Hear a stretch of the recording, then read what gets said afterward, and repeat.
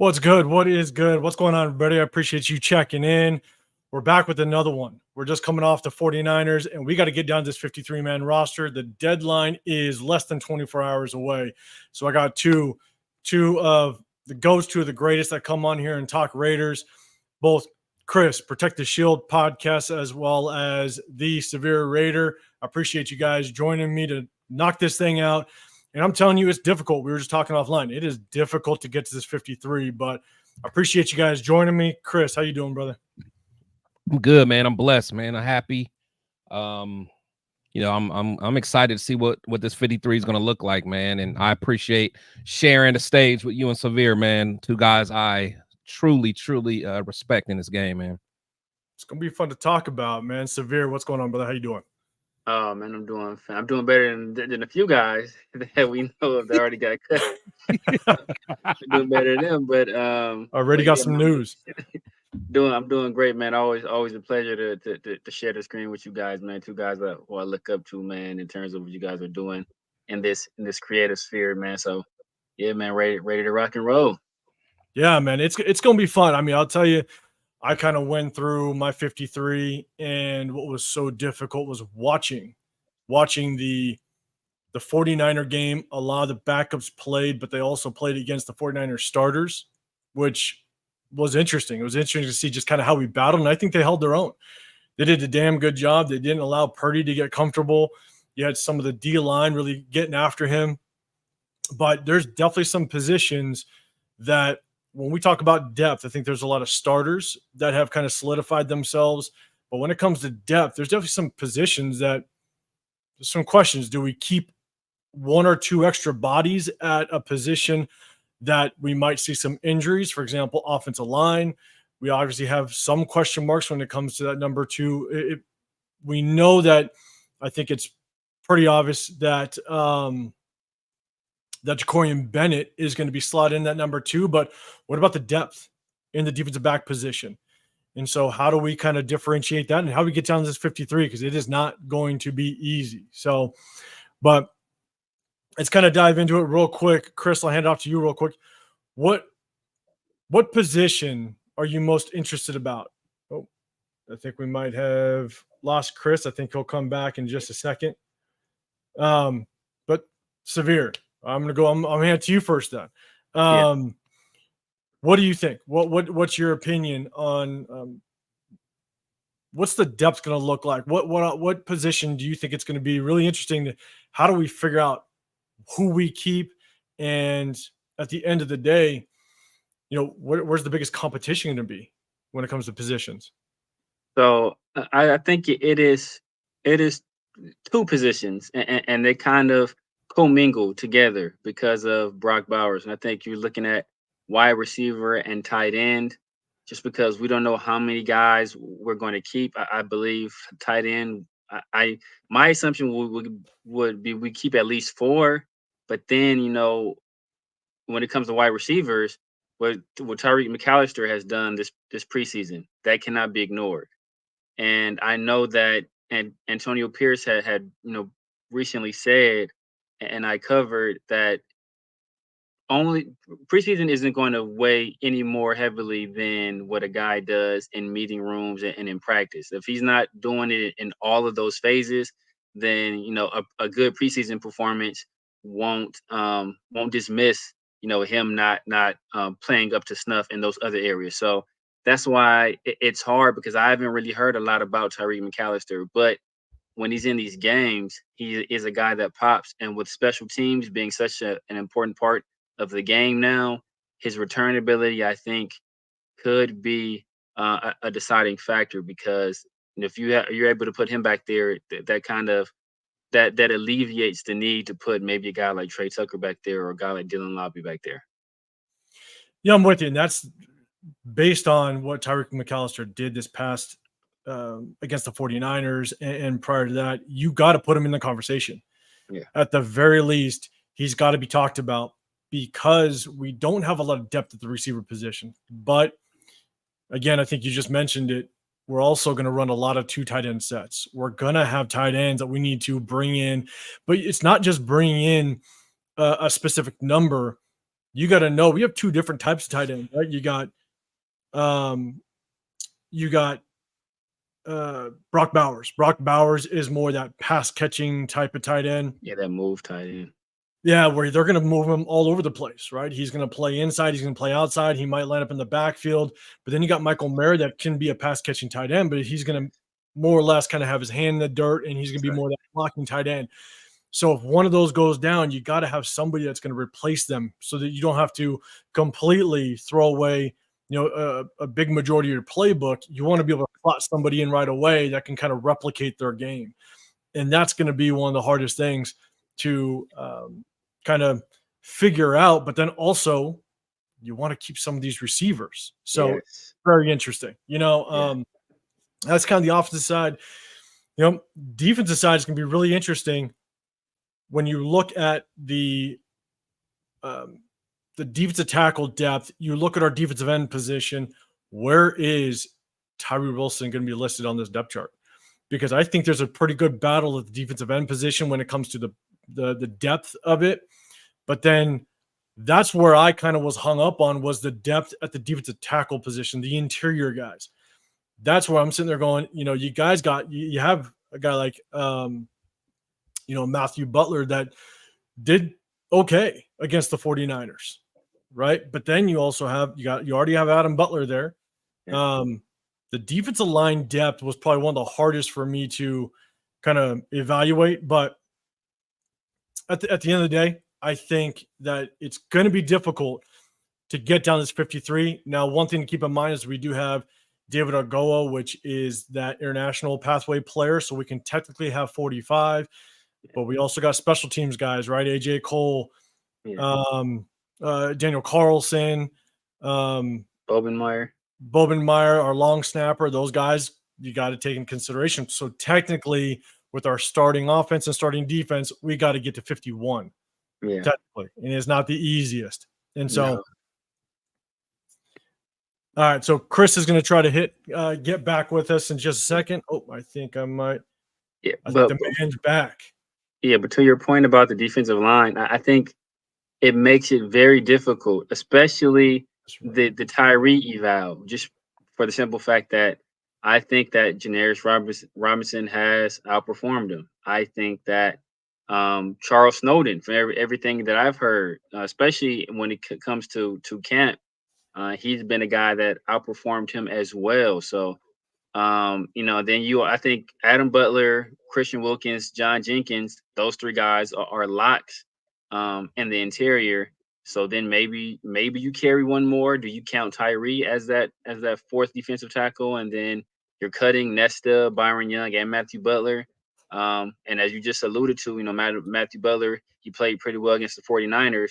And I keep hearing about how much Robbie Leonard is in love with the guy. Like couldn't stand him last year, but now he's one of his favorite players, if not his favorite player to coach on the team. And he's a guy that was a fairly high pick, I believe, out of Tennessee. He had some pass rush pedigree there, and he just didn't really take to the coaching early. But now he's starting to take to the coaching. So do they want to continue to try to mine that potential, or do they want to give up on him, in the pursuit of, keeping some other guys? That's going to be very interesting.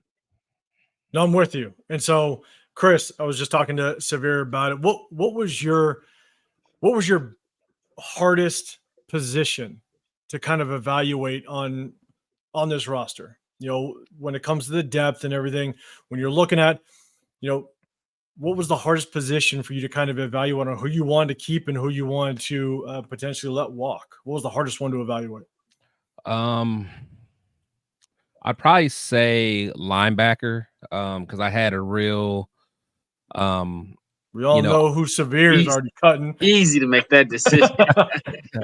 Yeah, I can't lie, man. Gainer really impressed me, and even a little bit I saw from Bernie. He really impressed me. And people that know me and that follow me know, I wasn't real big on Bernie last year, just because he lacked physicality to me. But he showed he was coming downhill. In the game I did see him. He was looking for contact. He was looking for you know, he was just looking to hit somebody. So he was looking like a true linebacker. You know, I know Severe's not big on Eichenberg, but I'm really not big on Masterson. So, but I think that, you know, my guy Bernie may not make it, and I would hate to see that. So linebacker was definitely tough for me. I feel you. That's, you know, for me, it was kind of offensive line. It was linebacker. You know, it's whether or not we take a receiver, an extra receiver versus tight ends, because we're going to run 2 tight end sets. That's true. You know, and then it's for me, the D line. The D line was a tough one, especially how well Matthew Butler kind of played in that against that 49er game. But before we we're going to go right into the 53. I'm going to bring up the depth chart. We're going to go into it, but let's take a shout out to the chat. Ginslinger, what's going on, man? I appreciate you always pulling up. Great guy, great dude. Got a good chance to hang out with you both open practice. That was awesome. Dre for show 1, 2, 3. What's going on, man? Appreciate you pulling through. Mike Green, what's going on?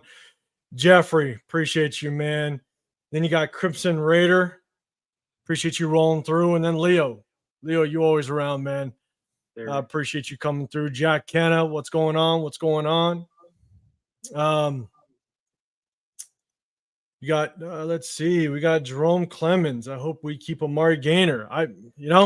He proved something. He proved something that last game. You can't really complain about that. You got Jaguar Paul. What's going on? What's happening? And then last but not least, Gunsmoke Games. GG, what's up, man? Oh, and then we got one more. Elmatic, what's going on? My guy Elmatic, what's going on? So let's do this. We're gonna jump right into this. I'm gonna pull it up on the screen. We're gonna touch offense first. I hope everybody can see this. Let me know if you guys can. If I got to blow up a little bit, but let's first start. Let's start off. Let's talk about receivers. I went ahead and put blue dots next to players I think without question we're going to take. All right, we're going to take them. Obviously, Devonta Adams. Down below, you got Jacoby Myers. Let's take a look at receivers. I put Devonta Adams, Jacoby Myers, Trey Tucker, DJ Turner. I think those 4 are a lot. Can we agree or disagree on that? Agree. We're good. Yep. Agree. Okay. So obviously we talked about Tyreek McAllister. What he did during preseason obviously showed up and showed out against the 49ers. Hard part is,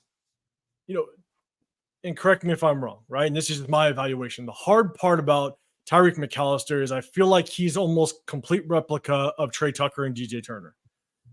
I think he does the same thing. He's a smaller receiver. Yes, he's quick. He's fast. But at the same time, he took that ball back, right?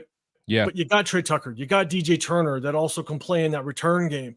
And so to me, I don't know if he's a true lock to make this 53, considering the fact that we got 2 guys that are exactly like him. Let's go, Severe. What are your thoughts on that? What are your thoughts on Tyreek McAllister, whether or not he's going to make this roster?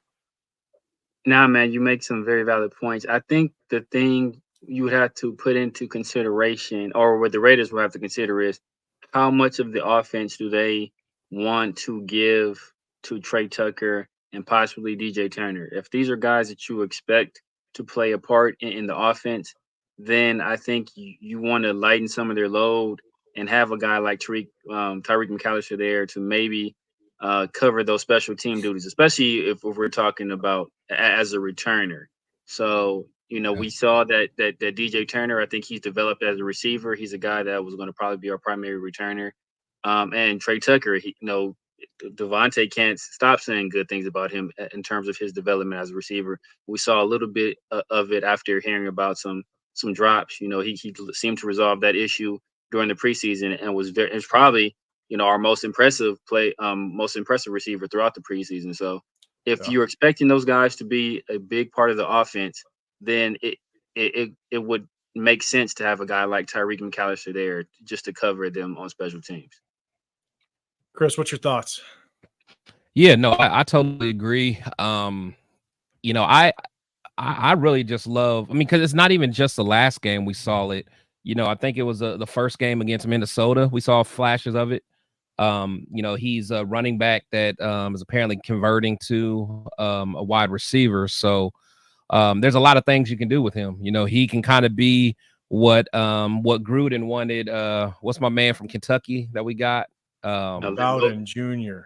Yeah, like, you know, just like a Swiss Army knife. But the thing is, we kind of already, like you said, we kind of already have that. You know, we have the Trey Tuckers who, you know, we need to get the ball in space, and Bowers, you know, he's the same type of guy, not as explosive, but still. And then we got to figure out what we're going to do with Lobby, and I'm sure we'll talk about that here in a little bit. But you can't teach speed and you can't teach explosiveness.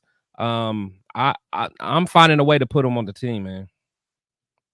Gotcha. Okay, so this is what I'm gonna do. We're gonna have a little bit of fun with it. So if we do, let's before we kind of lock him in, Christian Wilkerson. I think he's a lock to kind of make this team. He's gonna have to be one of those receivers that sits behind Devonta Adams, because if we don't have another guy with height and Devonta Adams goes down, you got nothing but 6 foot under guys backing him up. So to me, I feel like Christian Wilkerson is going to make this team. Let me know, Severe.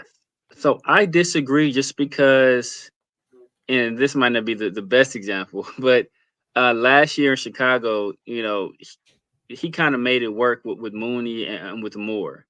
And you know, he featured and maybe it was, you know, because of this reason, but I think Chicago was top 10 in terms of the number of times they were in 12 personnel. So they were able to maybe mitigate some of the lack of size on the outside by putting bigger bodies there at receiver. And then if we talk about skill duplication, I think that, you know, like Christian Wilkerson is like the Temu version, the Sheen version of like Jacoby Myers, right? So it's like if we already have Devontae, and you know, Jacoby is a kind of a close facsimile of what Devontae does, and then Christian Wilkerson is just an even like cheaper copy of what Jacoby is. So it's like, you know, we have some skill duplication there as well. So I'd rather go with some guys that are more explosive than a guy that's a bigger body.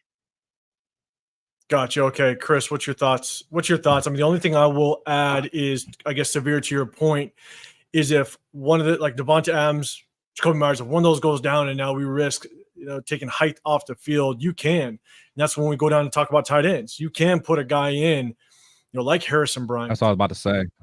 You know, or yeah,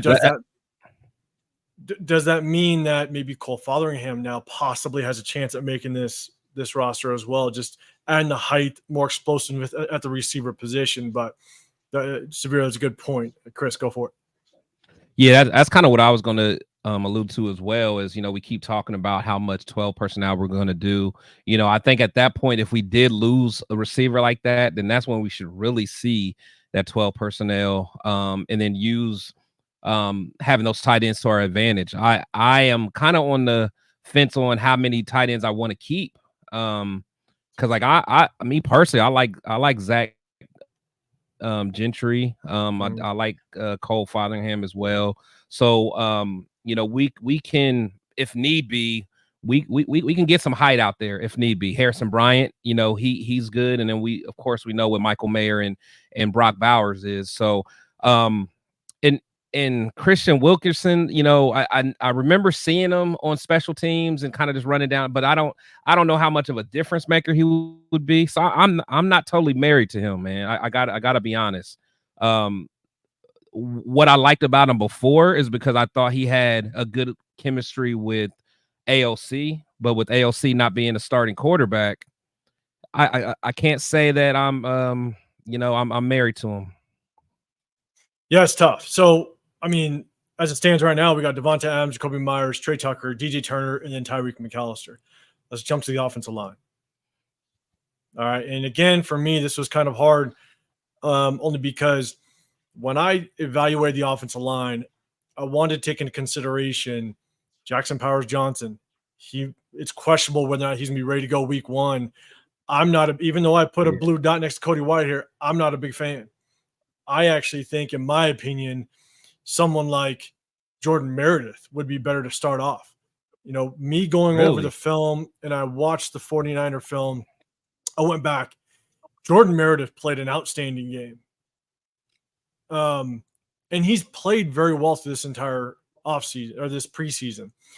And so I wouldn't be mad if I saw Jordan Meredith actually tick over Cody Whitehair if Jackson Powers can't go. But as it stands right now, we got Colton Miller, Cody Whitehair, Andre James, Dylan Parham, Theron Mumford. DJ Glaze is obviously a lock. Jackson Powers, he's a lock. What are your thoughts on Andres Pete? Do you think he makes this squad? Severe, go for it. That's a tough one. That is a tough one. You hate to say it, but you got to.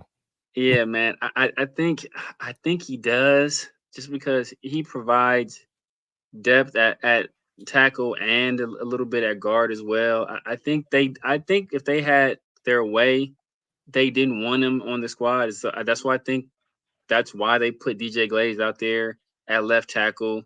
And when they did, he struggled mightily. And not like Andres Pete was much better, but I think that, if they had their way, that they would keep just Glaze and Thayer Munford. But Thayer Munford is injury waiting to happen, and DJ Glaze did not play well at left tackle. So I think they're kind of forced to keep Andres Pete. I'm with you. That's Chris. What's your thoughts on Andres Pete? Same thing, man. I know we were all we were on his neck, man, that first preseason game. But if you watch him a little bit more, he did okay. It's just the big blocks that he missed were huge, and it caused sacks and stuff like that. Again, he's a guy I'm not in love with, but he provides depth because he can also move inside to guard if need be. Because right now we really don't know what our depth at guard is going to be. We don't know what what issues he's really dealing with. So to me, I think you got to keep someone like that. Veteran presence, has played a lot of ball in the NFL in multiple positions.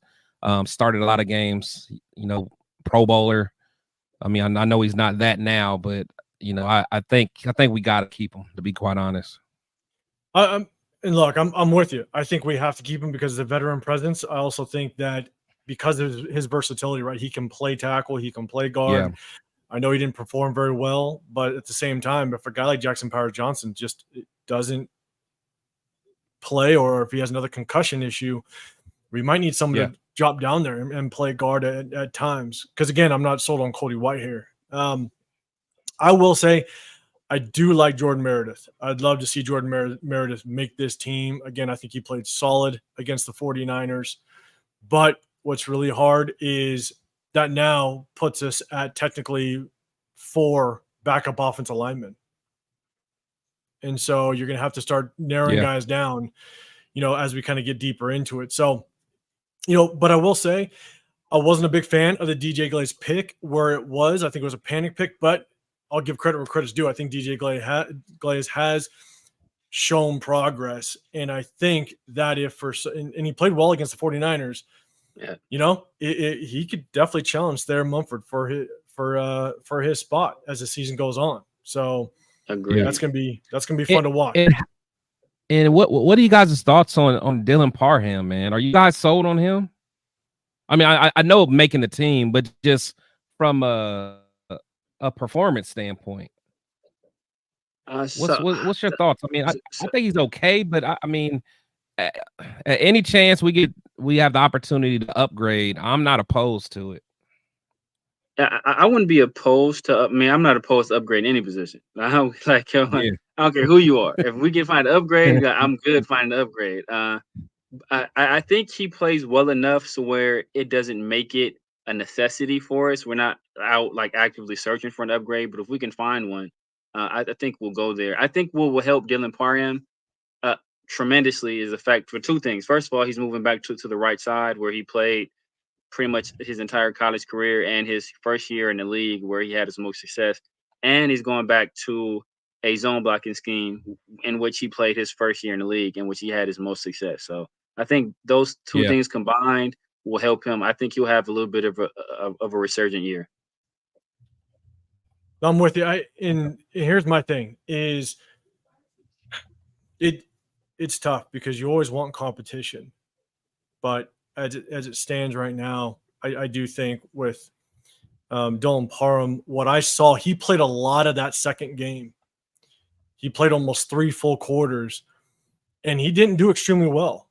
I started to see the issues that I saw with him his rookie year, where his eye discipline is very questionable, where he goes to double team or he goes to attack a down lineman and he engages so much where he doesn't understand that he has help, and he turns his head, his eyes leave, and a linebacker or a DN comes around right underneath him.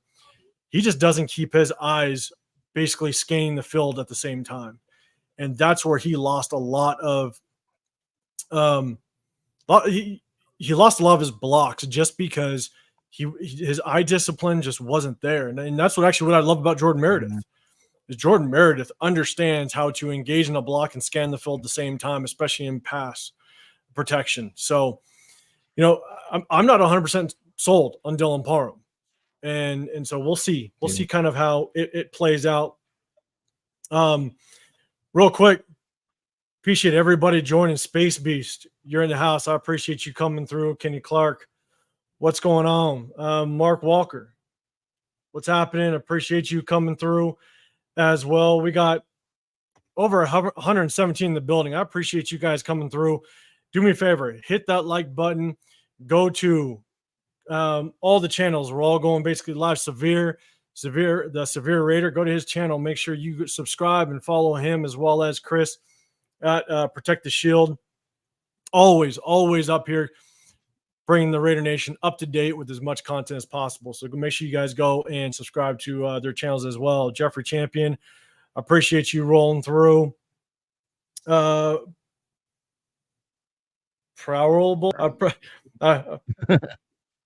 if I butchered that, but Raider Paul, appreciate you coming through. You're always hitting us up. Dirk Zink, what is going on? Half dead. Shout out to Raider Paul. You know one person I want to shout out though. I want to shout out the Los Angeles Raiders 11. Salute to him, man. That's my guy, man. That's a scout. Man. Severe. You remember him? The NFL scout? Yeah. That's our guy. So I don't know if Chris, I might have shown it to you, but he's a guy from my hometown. So we went to the same high school together. Yeah, nice. We're just messing with him. He's a good guy. Yeah, he's a good guy.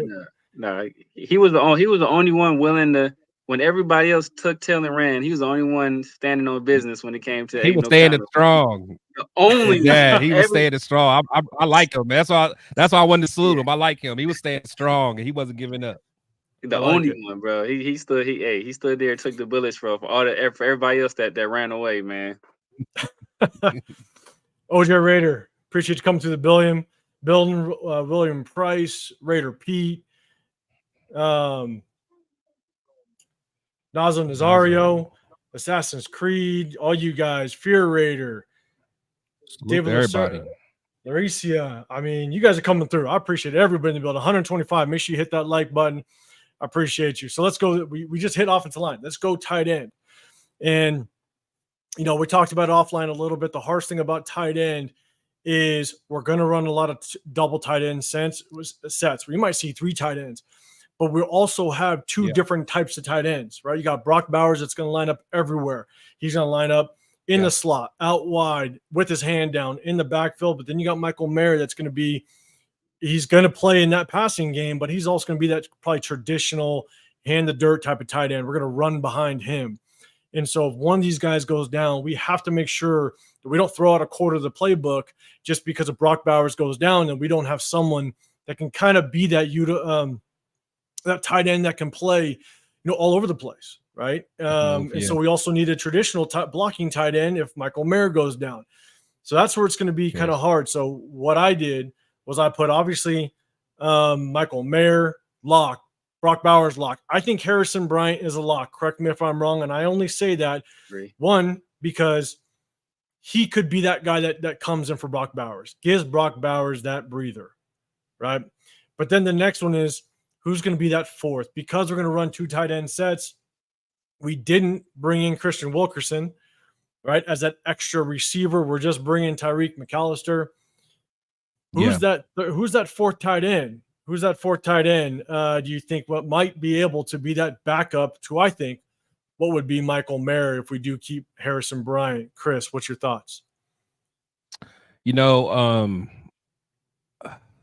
the homer in me that loves my Michigan Wolverines, Zach Gentry. I've just liked him, and I know he's had some injuries. And the kid can play, but I really like the flashes I've seen in Cole Fotheringham. You know, just in preseasons, in the past, he's flashed the ability to get open. You know, it seems like he can block well enough.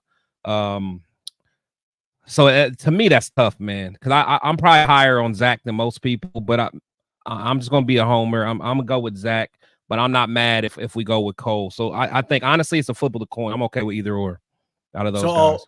Severe, I'm gonna throw it to you, but the only thing that I'll add when it comes to evaluating the tight end position is Cole Fotheringham did play a lot of special teams. Yeah, and I think we're gonna have to bring in a lot. I think we're gonna have to bring in a tight end that can play quite a bit of special teams. Cole Fotheringham played a lot. I'm with you, Chris, though. I do like Zach Gentry. And if you want someone that's going to put their hand in the dirt and block and come in for Michael Mayer, because Zach Gentry is a massive human being. Yeah, facts. You know, and so that's why it's going to be really difficult to see who's going to be that fourth tight end. Chat, let us know in the comment section. Who do you think that fourth tight end might be? But Severe, let us know your thoughts. Yeah, man. At one point, man, I had us keeping 5, and then I actually got into the actual numbers crunch of what that would mean to the roster. So I had to take it down to 4 tight ends. You know, I like Zach Gentry. I like Zach Gentry a lot, but as you said, Cole Fotheringham on special teams. I think he has some ability at receiver, and we all heard about how this guy is just a monster on scout team. Like this dude catches every single thing on scout team. He's Kelsey. He's the guy, exactly. He's the guy that plays Travis Kelsey, and when he's playing, I don't know if the spirit of Travis Kelsey like like jumps into his body or what, like possesses him. But on the weeks that he's on that scout team, playing that position, he's a demon. So I think that there's still some potential there. And then he offers a little bit more of the receiving ability. He's nowhere near Brock Bowers, but he's more of a receiving tight end, I think. And so if you want to be able to have a true backup to Brock Bowers, I think Cole Fotheringham is closer to that than what Zach Gentry is. I'm with you. I think a lot of people do like Harrison Bryant. We got Jeffrey Champion reminding us, Harrison Bryant, he can go off. You got let's see, why the Browns let him go? Like I know Njoku did. He started stepping up, but did he have any injury issues in Cleveland? I can't remember. I don't remember. No, I don't remember. This was one of the things that I said that what could possibly happen was, we picked up Harrison Bryant prior to the draft, and Harrison Bryant could have been thinking I'm coming in, being that solidified number 2 and possibly compete for the number 1, because this is a new regime. This isn't the regime that this is not the offensive coordinator that drafted, Michael Mayer. And so one of my thoughts was going into this offseason and we drafted Brock Bowers. I was thinking Harrison Bryant was possibly coming in thinking he was going to be that number 2, solidified number 2, and now he's at number 3. Would he possibly want to go elsewhere? And knowing that he could be a solid number 2 and possibly compete for a number 1. And so that's why I think he came over here. I don't think there was an issue in Cleveland. I think that he possibly came over thinking he could be a number 1. And so that's where, unfortunately, the draft fell the way it did. And, we'll see how it plays out. But I think he's been a gamer, no complaints. You haven't heard any drama coming through him. So I think he's ready to rock. And knowing that we're going to play some 2 tight ends, possibly 3 at times, Harrison Bryant's going to get his opportunities. So let's do this. Should I put a blue dot next to Cole Fotheringham? I'm cool with that. I'm cool That's with the that. number 4. Kind of roll with that. Yeah, I'm cool with that. Yeah. Now, obviously, let's talk quarterback. We got Gardner Minshew, Aiden O'Connell. Here's the biggest thing: Carter Bradley, Nathan Peterman. I do think we keep 3 quarterbacks. They did just change that emergency quarterback rule. I think it was this morning. To where your emergency quarterback now has to be on the roster. So I think it was that way last year. It was that way last year. So I think I think there was a misconception where they had to be on your 53, but you have 48 active on game day. They didn't have to be included in your 48 active on game day to still be your emergency quarterback. Mm-hmm. So you can have 48 and not have one of the quarterbacks, but he'll still be dressed in the event that both those other guys go down. Then he has to play. Yeah. So let's do this though, Chris. Who do you think? Who do you think might get that third one? Do you agree that we'll keep 3? But who do you think might get that third quarterback spot? I can't lie, man. It's tough. I keep going back and forth, man. A part of me really would like for Nathan Peterman to continue to help Gardner and Aiden both, get kind of a fast track on fully understanding this system, because the sooner that they fully understand it, the better. However, I like what I saw in Carter. But I do think we could probably stash Carter on the practice squad, and I think he would kind of fly under the radar. So as much as I hate to say it, I think he's going to play the role that Hoyer was supposed to play. But I think I'm keeping Peterman, man. Yeah, I think it is the difficult one, because Carter Bradley showed flashes, right? And anytime you can keep a young quarterback on the roster and develop him, and he looked a little shaky against the 49ers, which is fine. You're a rookie. But that second game, even though he didn't get a lot of playing time, he looked very smooth. He looked very comfortable. And so I liked just the just his ability to stay calm, cool, and collected that second game. And even, he threw that ball to McAllister, which again wasn't a great ball, but he was pumped. He was, you can tell that he was ready for the moment. He wanted to go out and ball, which I like. But in my opinion, I think what is going to allow Nathan Peterman to take that third quarterback spot is because he's got 2 years in Luke Getsy's system. He's going to be able to be an extra coach in that quarterback room, an extra coach on that sideline. Exactly.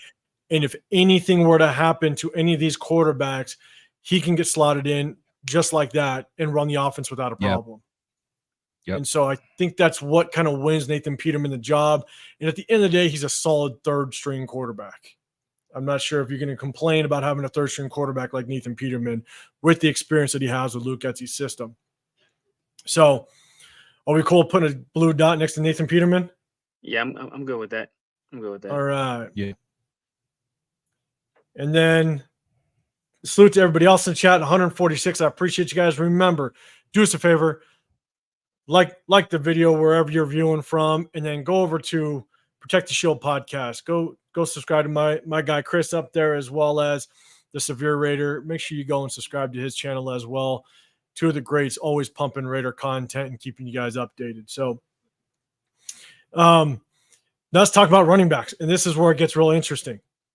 You got Zamir White, Alexander Madsen, you got Dylan Labe, right? Dylan Labe didn't look too great. Yes, it was actually a really good flash when he caught that screen on the outside, and that made the first man miss, burst upfield, but then unfortunately he fumbled, right? He didn't get a whole lot of opportunities, and he really didn't capitalize too much on the opportunities that he got. I think one of the biggest competitions and in order to get down this 53-man roster is, one, does Dylan Labe truly make this roster? But 2, what do we do with Amir Abdullah? Because Dylan Labe didn't show flashes. Alexander Madsen can be a third down back if we really needed him to. But Severe, what's your thoughts? Do we keep Dylan Labe? And if we do we also keep Amir Abdullah? Yeah, this is a tough one for me. This is a tough one for me because, as you said, that I think that fumble kind of hurt Dylan Labe. But as we spoke about before, you know, Antonio Pierce isn't just looking at what guys have done in preseason games. He's looking at what they've done throughout the entire offseason, and Yep. we've heard nothing but great things about Dylan Labe. Yeah. And so with that being said, even though there is a certain individual who is an ultimate Raiders fan who would say that he's one of the ultimate Raider fans. He would say that Dylan Labe, he squandered his opportunity. I think that he had done enough throughout this entire process to basically earn a spot on this roster. And I think if we let Amir Abdullah go, I don't know if anybody else picks him up. So that could be a situation where we're still able to bring a guy like that, onto the practice squad and elevate him later if need be. And we're talking about skill duplication, even though he's not truly a back. I think there are other guys on the 53 that can do some of what Amir does on special teams, which is I think where a lot of his value lies. So if you want to have a guy like Dylan Labe be your third down back, and we'd have to replace Amir Abdullah on special teams, but I think we have the guys in house that can do that. I'm with you. And before we kind of move on, Ron Winarski, you made this Getsy play calling sucked. The one thing to keep in mind during preseason is you're trying things out. You're not always play calling to win the game. All right. The one thing that I always look at when it comes to play calling, offensive play calling in the preseason is, are you being creative with your formations? One thing I loved about Luke Getsy's offense so far is he's running a lot of motion, which allows quarterbacks to kind of get that pre-snap read. And he's showing a lot of different formations to defensive coordinators are also going to take preseason and kind of get a glimpse as to what you might run. And so he's not keeping it completely vanilla because he is running a lot of different formations. We saw a lot of double tight end sets, 3 tight end sets. We saw some empty sets. So he's throwing variety out there, but at the same time, he's not throwing everything else. So I wouldn't judge too much on a preseason game or a couple preseason games as to what you feel about Luke Getsy's system. But Chris, what are your thoughts on Dylan Labe, Amir Abdullah? Do we keep him, or Dylan Labe, is he a lock to make this 53-man roster? And then what do you think about Amir Abdullah and his chances on sticking with the 53? Yeah, it's tough. Again, it's tough. If I just got saw in preseason, I'm gonna say I wasn't just not impressed with Labe. It's just he didn't get too many opportunities, but then that fumble, man, it's always gonna stick in our minds. So I don't want to give up on Labe because we hear a lot of good stuff about him. I know a lot of people were real big on him coming out of college. Amir Abdullah, to be honest, I know he's like into acting now and all that stuff. To be quite honest, I do like Abdullah. I mean, he's pretty. I mean, he's decent. But if I had to pick, man, it's tough, man. It's tough. It's tough. Well, I'm probably OJ gonna. Raider. God. Yeah, real quick, you got OJ Raider. That's basically saying you don't cut your rookies, you develop your damn players. And I 100% agree. Obviously, they need to earn their spot, right? But yeah, what the better organizations and franchises do is you coach up your players. Look at the Kansas City Chiefs. They let Tyreek Hill go, and they didn't skip a beat. Next they man let up. Exactly, and they develop and they coach with their players. So I 100% agree with you that you got to develop your young rookies, but also at the same time they got to earn their spot. So that's kind of that. And that's what I was gonna say. Yeah. No, it definitely got to earn their spot. And it's not like he was a high pick rookie. Like everybody knows when you start getting down to the 6th and 7th round in the draft, you're not a lock. You're not gonna get that the Tommy Eichenberg scholarship, man. He's gonna make the team whether people like it or not. But once you get down to like that 6th or 7th pick, man, you know, I know he's a fan favorite, but you know, just so I don't take all y'all time, man, I'm gonna put Abdullah on there. I'm cutting Britton Brown in McCormick, and I'm not necessarily sold. Real quick, I'll respond real quick to Ron Winarski. Yes, you're a Bears fan. You saw a lot of Getsy's offense. In my opinion, I think a lot of failures of Getsy's offense was the limitations of Justin Fields. Justin Fields, in my opinion, just was a very inaccurate quarterback that just didn't help him out whatsoever. And so, yes, Getsy ran a lot of screens and all that. That was one of the biggest knocks on him. But when you're limited to your play calling because your quarterback just can't he can't throw downfield. Excel.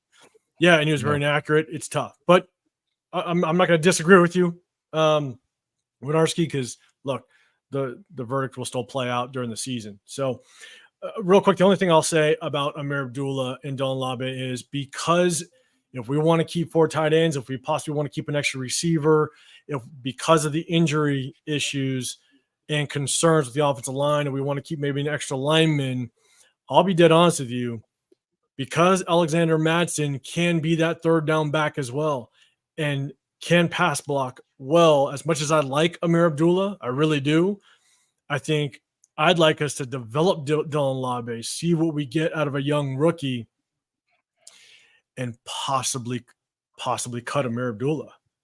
You know, if I got to make cuts out of everything that we just talked about, if I got to make a cut to someone somewhere on this roster, maybe it's Cole Fotheringham, or maybe it's Ameer Abdullah, in my opinion. Yeah. And so, you know,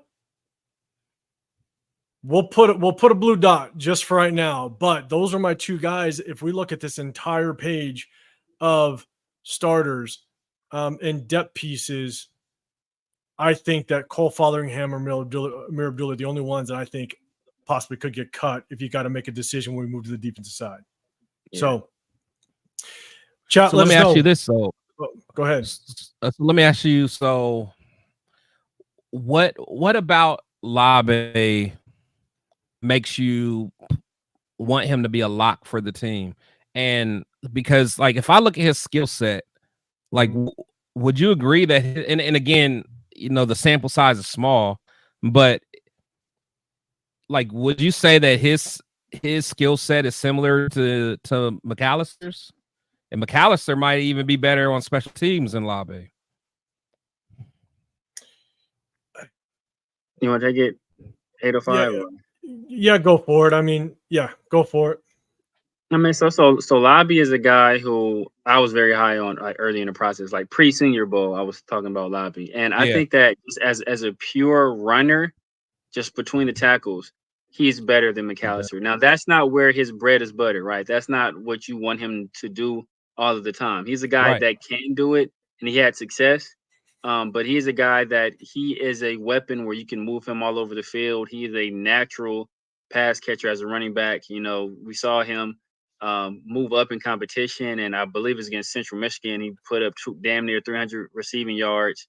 You know, so I think he's a guy that there's a lot of potential there to be mined. I think he's explosive. I think he's agile. I think he is pretty good in pass pro as well, which I have not seen McAllister do either. So I think he offers all of that with some added ability to actually be a true running back out of the backfield, which is something, like I said, I have McAllister making the squad, but I think Dylan Labe is a guy that just offensively, there's more you can do with him, especially as a guy that is a true running back. You know, if McAllister can play the running back position, I think they likely would have tried him there. But, you know, the fact that they moved him to wide receiver, I think they did that for a reason. Yeah, I agree. Again, to me, it just goes back to you got to.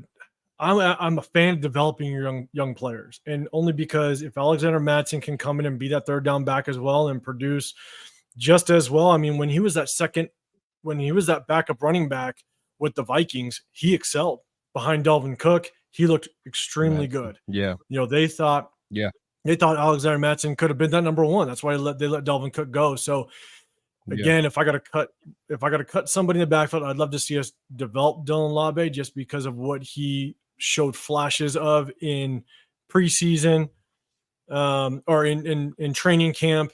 And a lot of people were talking highly about him. Again, I just think Amir Abdullah might be that veteran that kind of gets put on that chopping block to get down to that 53. So, Chris, did you have one more thing? I didn't mean to cut you off. No, I get it. No, I'm not mad at that. I don't know, man. Something about just watching McAllister, and again, I don't like to jump the gun. I'll probably have to watch more on him. I think from my understanding, I think he originally started with the Broncos. I think they had him as a UDFA, and then get him into the CFL. But I don't know, man. Just something about that explosion that I saw. It's one of you know when you just see it, you just like it just stands out, you know. So I haven't seen that type of explosion in a while. So and again, just the way he was returning, not only last game, but even going back to the other games, he caught my attention. I'm like, who's that guy? Who's number 32? He's showing flashes. So but no, I get what you guys are saying with the comparison. That makes sense. So that, I believe that would put us at almost about 26 players on the offense. So let's jump down and let's have fun with the defense. Again, you gotta get real. Have to get real. Yeah, chat, get ready for this one. But first and foremost, guys, let us know if you completely agree with something we did on the offensive side. But we did get some news that some guys were cut today. I don't mean to get too deep into it, but I'm not going to mention no names, but Chris, your boy Woo Governor, unfortunately was he'll be back though. He'll be back, baby. He'll be back. Yeah, we'll dive more into it. You got Noah Shannon, the D tackle, Ron Stone, TJ Franklin, and the DN and Rashad Williams.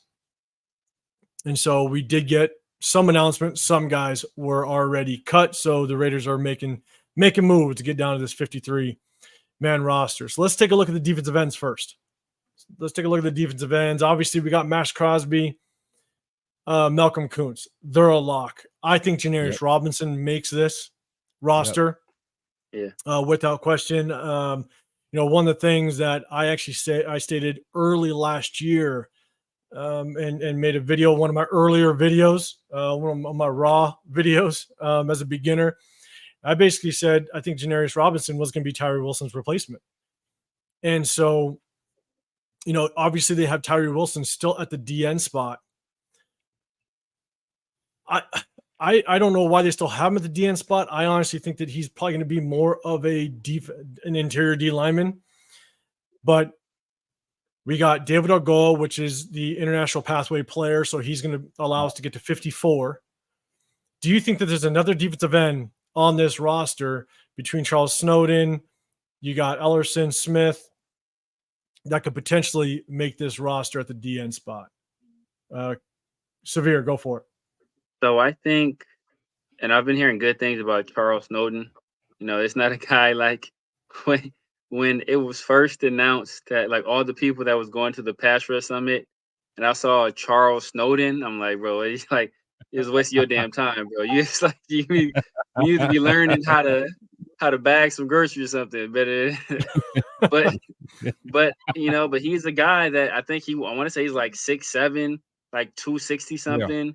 Yeah, he has some bend. He has had some power, and he's a guy that, you know, that I have heard that the coaches have been impressed with throughout the process. So, you know, like in the real world, if it was a true meritocracy, he would probably make the squad over Tyree Wilson, just to be honest with you. But the fact that Tyree Wilson was just a number 7 overall pick last year, I think that, you know, I think Charles Snowden will end up being a casualty. Maybe we throw him on the practice squad. I think he's a second-year player, I believe, second or third-year player. So maybe he finds his way into our practice squad. But there was a guy that was going to sneak on to the list as another defensive end. I think that would be the name to look out for. Chris, what are your thoughts on the DM position? Do we keep one more name possibly? Yeah. To be honest, I think instead of keeping him. I would almost kind of wait and see who else gets released from other teams. Just see if there's someone that's that's a casualty, a cap casualty that they can't. And plus, we still got Unique out there, from my understanding. So I'm not. The fact that Tyree is so underwhelming, I really want to just get someone else that can really get on the field and play. Charles Snowden, I think he's a he'd be a project, of course. Like Severe said, he has some good attributes, but in a division that we're playing in, if I'm going to have another defense in, I want a guy that I could really feel comfortable putting on the field. And I would go, give Ngakoue a call or see who else gets cut. I'll shout to Space Beast, man. You're always all over it in all the chats. Love hearing from you. You said Marquand McCall was waived today. I didn't see that, so I appreciate you throwing that up there, which isn't surprising based on watching the film, watching kind of how he produced this past preseason. Not very surprising.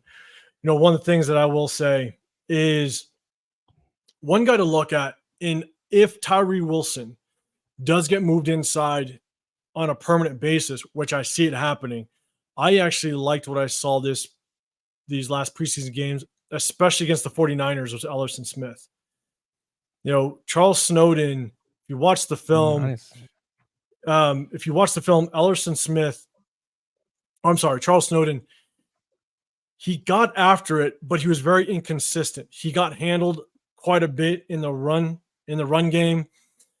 He got washed down line of scrimmage quite a bit, but Ellerson Smith was one of the most consistent players in that 49ers game. He showed a lot of good flashes against the other two preseason games, but go back and watch that 49er game. Ellerson Smith, he has the kind of energy and I guess I want to say twitchiness that I want to see Tyree Wilson have.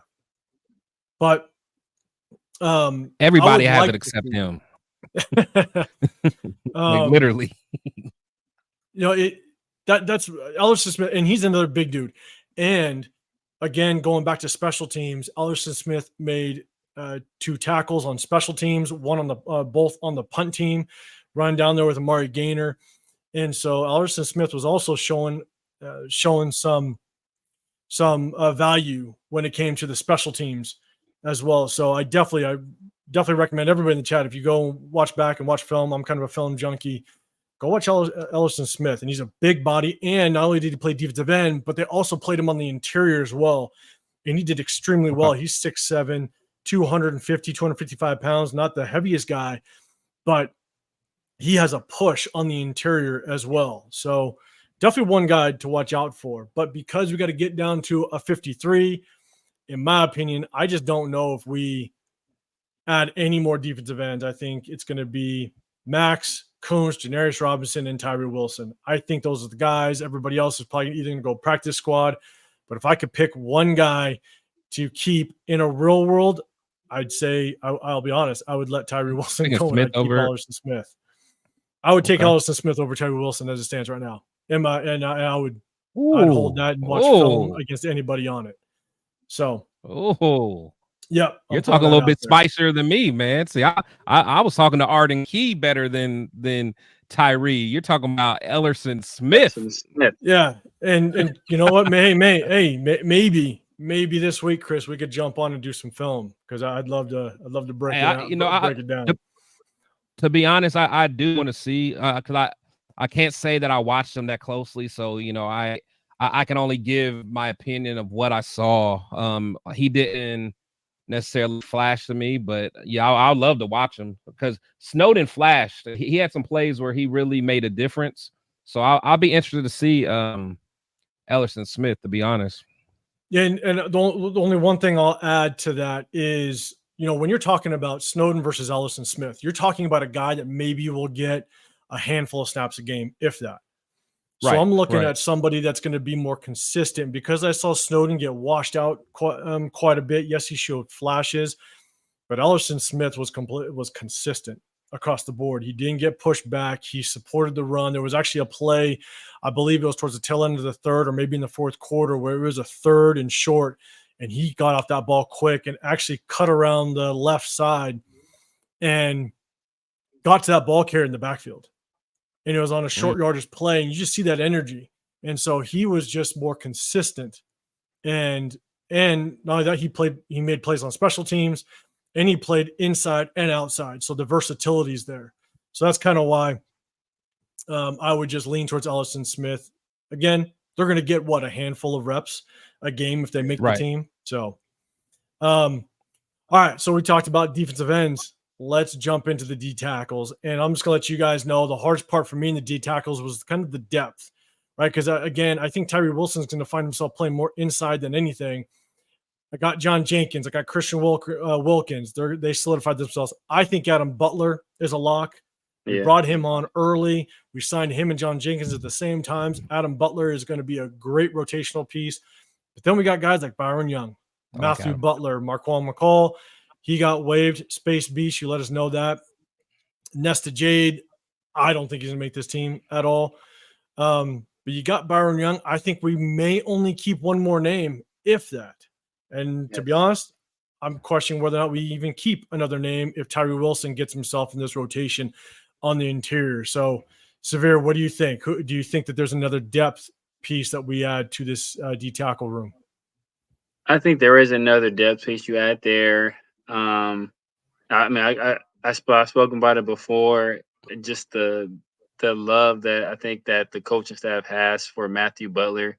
I think that maybe wins him the spot over a guy like Byron Young. But it's tough because I did hear early on in the process that Byron Young was having a pretty good camp. It didn't fully it didn't really translate to the field in terms of these preseason games. But no, I don't think that's a guy that they want to give up on. I think he does have a little bit more size, in the middle of a defense than Matthew Butler, so that may sway the coaching staff, especially with John Jenkins being up there in age. They may want a bigger body to kind of spell him at times, but I don't know, man. Just something about Matthew Butler, man. I remember Max telling a story about how when they were like in practices, like Matthew Butler was one of the guys that like kept hitting the quarterbacks, and they would yell at and like Max does, and they would yell at him, and then Max would come over and be like, "Hey man, hey," like he'd be like, "I'm just trying to make this team. I'm just trying to show out." And Max would just tell him, "Hey man, bro, just keep doing what you're doing. I wish everybody was playing like you." So I think just having that cosign from not only the guy that's probably the face of your franchise going forward, but as well as the guy that is the defensive line coach in Robbie Leonard, I think that may win the day for Matthew Butler, and I think he'll make it over everybody else. So real quick, Chris, before I throw it over to you, Jeffrey Champion says you'd like to trade for Aziz. I'm not going to even try the last name. Honestly, I don't know much about the kid. Do you guys have a thought on that? I think he's a D end. I forgot what school he went to, but like we had some interest. Like, there are a lot of people that had interest in drafting him when he came out. I don't remember what school he came out of, but yeah, he's an end. He's a twitchier guy from what I recall, but I don't know if we do that this late in the process. Honestly, we'll probably look at the waiver wires. All right, so Chris, hey, any depth piece in that D tackle room that you would want to add to this rotation? I'm the wrong one to ask about this, man. I call them the three stooges, man. Byron Young, Matthew Butler, and Nesta. And crazy thing, I really wanted Nesta to do well. Matthew Butler, I just wasn't a fan of. I just like I told everyone, that year that we drafted him, that's the year we got him and Neil Farrell, and Neil Farrell's over at the Chiefs, and we traded him away.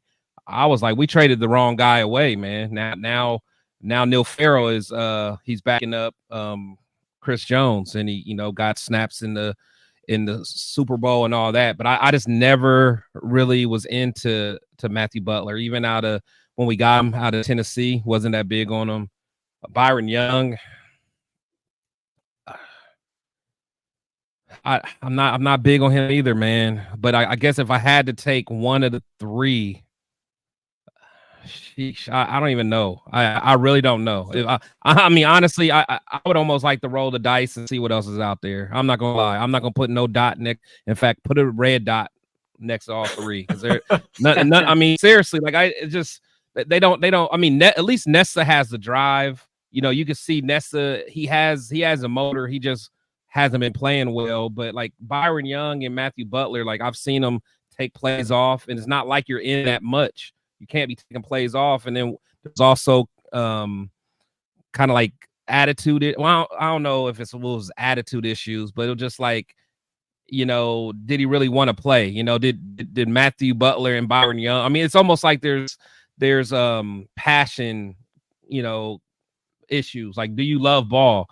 We can't have that. You know, when you got Max and Christian Wilkins out there, some guys will leave it all on the field. So anyone that doesn't have that same type of mentality, you know, it's a addition by subtraction, man. And so for me, and this is kind of what I would say is because we're not sold, right? Byron Young, not sold. Matthew Butler showed flashes against the 49ers. Great. Marco McCall's out. Nesta Jade Silvera. I don't think that he makes this 53. I think Tyree Wilson's going to find himself rotating in the interior. But you don't take another depth piece because, one, I don't know if anybody flashed enough to solidify themselves, and it opens up another spot for us to bring in possibly another linebacker. It helps us keep maybe another corner where I think we saw more flashes out of the linebacker depth position. We saw more flashes at some of the cornerback position. And because of the way that our defenses run, right? Patrick Graham likes to run a lot of 4-2-5. That means we need possibly another nickel corner. We need more corners, possibly allows us to keep another safety. I think because we're going to see Tyree Wilson rotate a little bit more on the inside, I don't think we keep another defensive tackle. I think Adam Butler is going to be that lone depth piece at the defensive tackle position, and we're going to see Tyree Wilson rotate on the interior, which leaves us more flexibility to bring on another linebacker or bring on another corner or safety if we want to. So I don't think we put a blue dot next to any of these guys. We kind of keep it as is. So do we all kind of agree? I mean, I don't have an issue with that. Yeah. I don't have an issue with that. So then after that, let's have fun because I think the linebacker position is even more interesting. Oh yeah. As long as that oop to Severe, the oop yours, man. So let's first talk about Hollywood Severe for this one. Yeah, before we get to Severe's boy, let's talk about where's my red hat at? Let's talk about the outside linebacker position, right? Obviously got Divine Diablo, but man, in my opinion, Luke Masterson just looked really bad in the offseason or in the preseason. Kanai Malga showed flashes, but don't know if he did enough in order to kind of really make a case. But I think we can all agree on Mark Gainer, yes, he just showed up and he showed out. I don't know how he doesn't make this 53-man roster, especially not only because of how he played in the field, I can tell you his special team work. His special team work as well. So let me know, Severe, what are your thoughts on – don't look at this name, okay? Severe, what are your thoughts on the outside linebacker position? Focus, man. Out of these three, if we can keep one, really, I mean, who do you keep? Look, I think the Luke Masterson experiment is over. I think you know it was a good story while it lasted. You know, undersized linebacker. I want to say he was a UDFA. You know, makes the squad. Yeah. He's high energy guy, but he's like 6'2", like 230. So like, I think he's like 225 or something like that. Like he's a safety. Basically, he's a safety playing linebacker. And even with that, you know, he wasn't the most athletic, most twitchy of guy. He was a guy getting by on instincts and smarts. And while that will help you in the league, you know, at the end of the day, you know, like it's not always about X's and O's. A lot of times it's about Jesse's and Joe's. And to quote our old general manager, Amari Gainer is a football playing Jesse. So I think he's a guy that, I think he has to make this squad, man. He has to make this squad. I think last game he had 12 tackles, 10 solo. And a lot of that time he was playing against the San Francisco 49er ones. I think he's flashed in every opportunity he's had. He had that the pass breakup against the Vikings. We seen him coming downhill, smacking stuff. We also talk about depth. At other positions, he's a guy. If I recall correctly, I believe it was at Florida State, is where he was playing. He's playing edge, so he's a guy that does have some experience rushing the passer. He's a guy that you spoke about when we first picked him up as UDFA 805. I remember you talking about him, and I went to go look into him, and he was the guy that I think he has a good pedigree. When you're at Florida State, and then you go over and you play well at North Carolina as well. I think that says a lot about you as a player. So he's a guy that I think should be a lock to make this roster. Yeah, I was just kind of chiming real quick. I was high on him because of what he did at Florida State. He kind of came on my radar. And one of the things I wanted the Raiders to do, and this was this is right when we drafted him, I wanted them to move because he transferred to North Carolina, and then they put him at the edge rushing position. I wanted the Raiders to pick him up as UDFA and then move him back to linebacker, which they did, because that's where he excelled at Florida State. He was going to be one of the better inside linebackers at Florida State, but then he transferred over. So yeah, I'm very happy to see that he's producing the way he is. So, Chris, what's your thoughts between Luke Masterson, Kanai Malga, and Mari? I mean, is Mari Gainer the only guy? Do we let Luke Masterson walk? What's your thoughts? Oh, Chris, I lose you. No, I'm back. Sure I'm back. Okay. I'm good. Yeah, cool. What's your thoughts? He's a documented Masterson hater, so you don't even have to ask him about Luke. I said Luke Masterson, and Chris just clicked out. It's documented. Yeah. Hey, my bad. So should I get ready for Severe to click out if I mention Tommy? Oh yeah. No. I ain't clicking out at all. You're gonna be ready for it. You can give me the solo screen on that one if you want to. I like it. Okay, so what are we on? Just my thoughts on Masterson. Just obviously, I think it's collective. I put the blue dot. I think Amari Gainer's.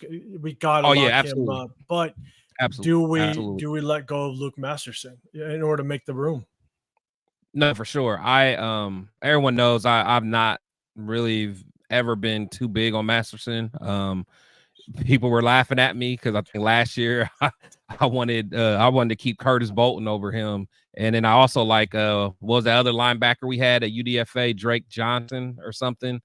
I even liked him over Masterson. So it's time to move on from him. And then what's it? Mwalga, or however you say his name is. Kanai Malga. Yeah, I saw him. He was running around. He was he was around the ball. I saw he almost had a pass breakup. But I just don't think there's no room on the team for him. So definitely Amari Gainer for sure.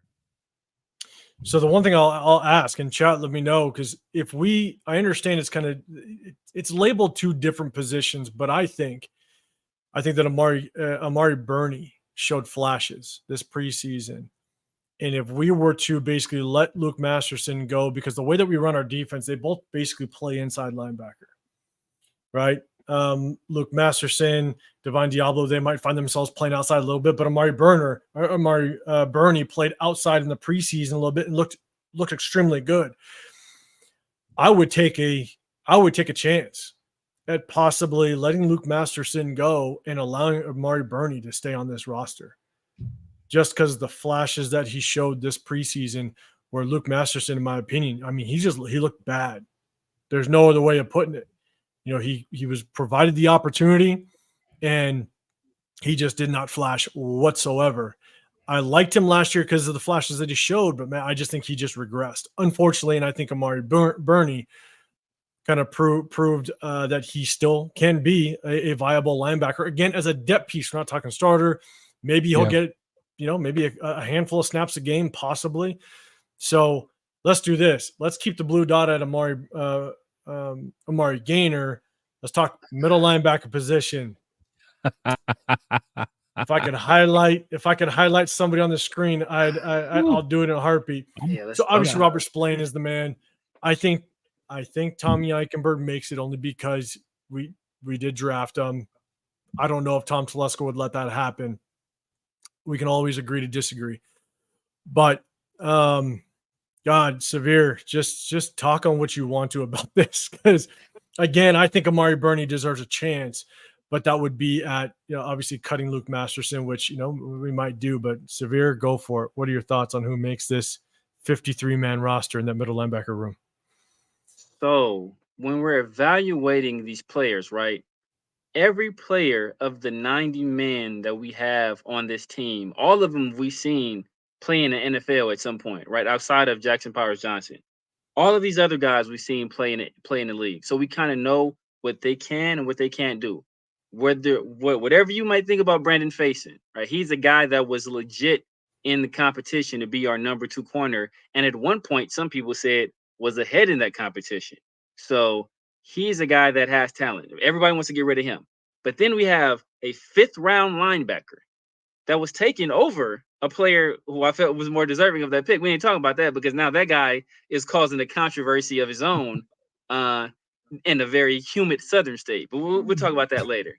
So we're talking about a guy that is supposed to be all about ball, right? All about ball. And then he misses his first preseason game. We're like, okay, he misses his first preseason game. Has something going on, personal reasons. Then he misses game number 2. And all of a sudden, it's a leg injury. And then when he would have been able to play just about the entire game, preseason game number 3, he's still not there.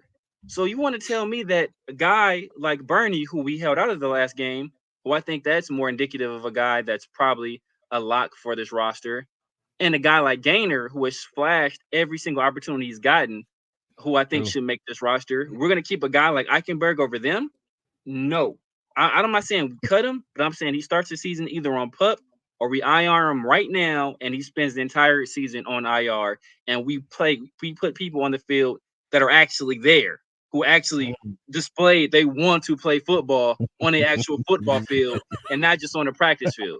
I mean, that's a novel thought, right? If you're somebody that's all about football, you would think that when it's time to play actual football and hit somebody else that's not your own team, like you would be raring to go. But all of a sudden now you have a personal reason why you can't be there, and then that personal reason changes to a leg injury. Maybe he tweaked something in practice this around the same time Devontae did. Maybe that happened. Chris, I'll hand off to you. But the one thing I love about the chat, hey, shout out to the chat again, guys. If you can, hit that like button. Go to all 3 channels. Make sure you subscribe. But I love the chat because as much as we have moved on to linebackers and we're far past DNs, we're still talking crap about Tyree Wilson. It is flowing. The Tyree Wilson talk just continues to flow. I finally made it. Chris, did you see the comment from Myra G? Dog, you're a hashtag, bro. This one? You made it. Oh my God. You made it. You dream about these moments. You worked hard, young man. You worked hard to become a hashtag. First off, I like to thank God because without him, none of this is possible. It's like when a city gets a Walmart or Costco, man. You made it. You made the hashtag. I love it. All right. So Severe, you went on your rant about your boy Tommy Eichenberg. That was kind of light though. That honestly, I expected more. That was kind of light. I was gonna go in on him, man, but I kind of after I talked about his grandma, man. I think I'll take it easy. Chris, before you go after it, Dan Tessier, I mean, we carry 5 linebackers. Masterson will be the one outside looking in.